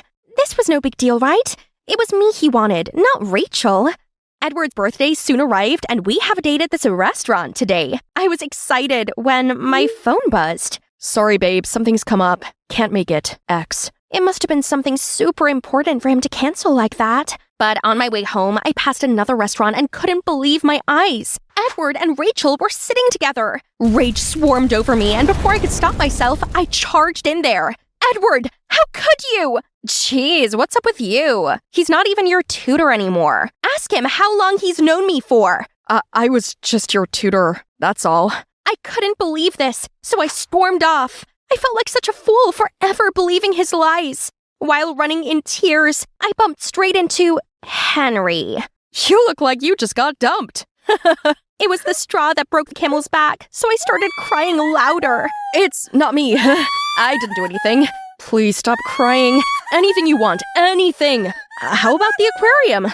It turns out the aquarium was just what I needed. Watching the fish was so relaxing, and Henry was surprisingly a lot of fun to be around. Your parents must be super easygoing to put up with you. Nope, my lawyer mom is way opposite. Oh wow, that's cool. It's my dream to be a lawyer. Is that so? My school's interviewing for a law foundation course. You should apply. A law foundation course, huh? Should I give it a try?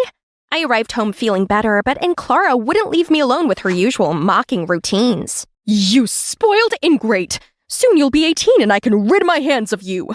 I had enough! So I decided to apply for the foundation program Henry mentioned. It was time to focus on my dream without any further distractions. I studied hard and went to the library for materials. Henry offered to help, and even though I still found him childish sometimes, he was actually quite smart and knew loads about the law. One time, Henry invited me to come watch his debate team. Only when I showed up and spoke to Henry, I saw Edward walk in. My dad's ill, yet here you are, with him? Serena can go where she pleases. It's okay, Henry. I got it. Rachel's just my friend. I love you, not her. I just need to earn enough money. Then I'll end this mess with Rachel for good. What he did was still hard to accept, but he was in a tough situation. I would be a terrible girlfriend if I didn't support him, right? Despite all this drama, I'd been studying hard, and now it was time for my interview. Only, on my way there, I saw a woman yelling at 2 students. Watch where you're going, you idiots! Excuse me, but this is a pedestrian crossing, hence the driver's fault for not stopping. How dare you speak the law to me, you little girl? Do you know who I am? But as everyone started buzzing, she had no choice but to drive off.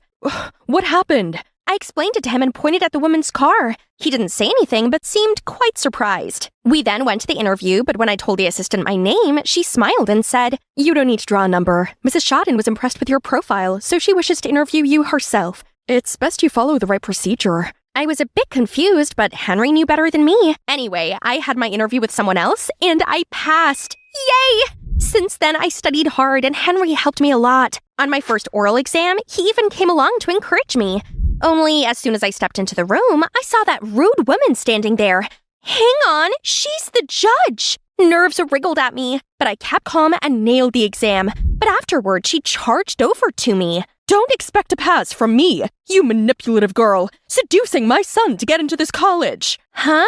Her son? Who?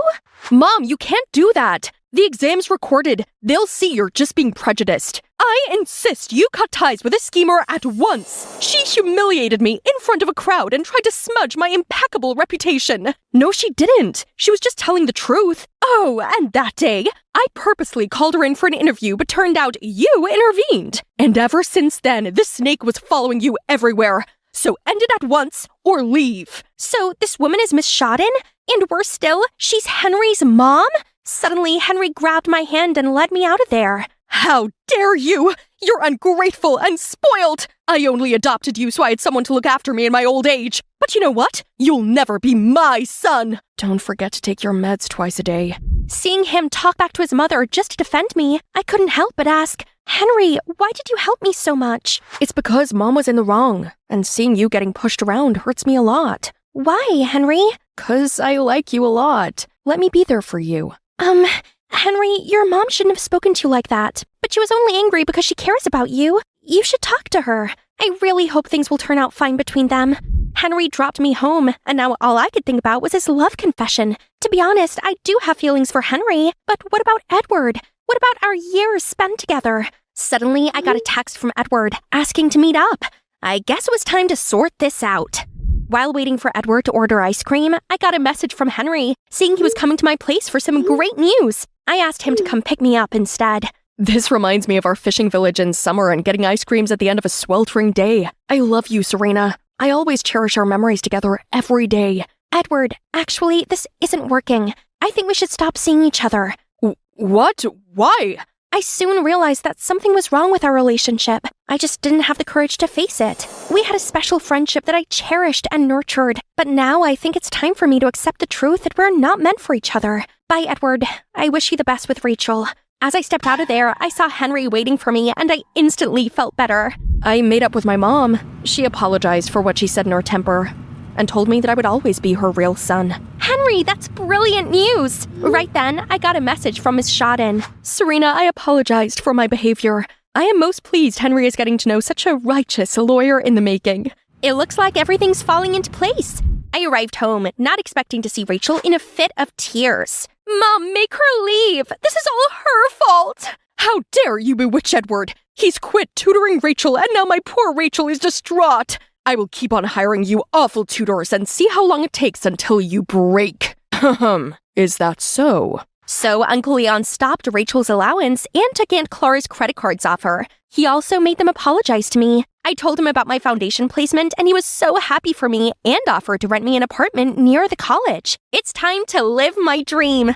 Now I just had one thing left to do. Take Henry to visit my hometown with me. This place looks familiar to me. I know, I think I came here as a child. Yes, this weird little girl threw a stone at me and then got mad. I suddenly realized Henry was that tourist guy I met when I was 10. Yep, that would be me. Henry seemed surprised, then suddenly pulled me in. I guess some things are just meant to be.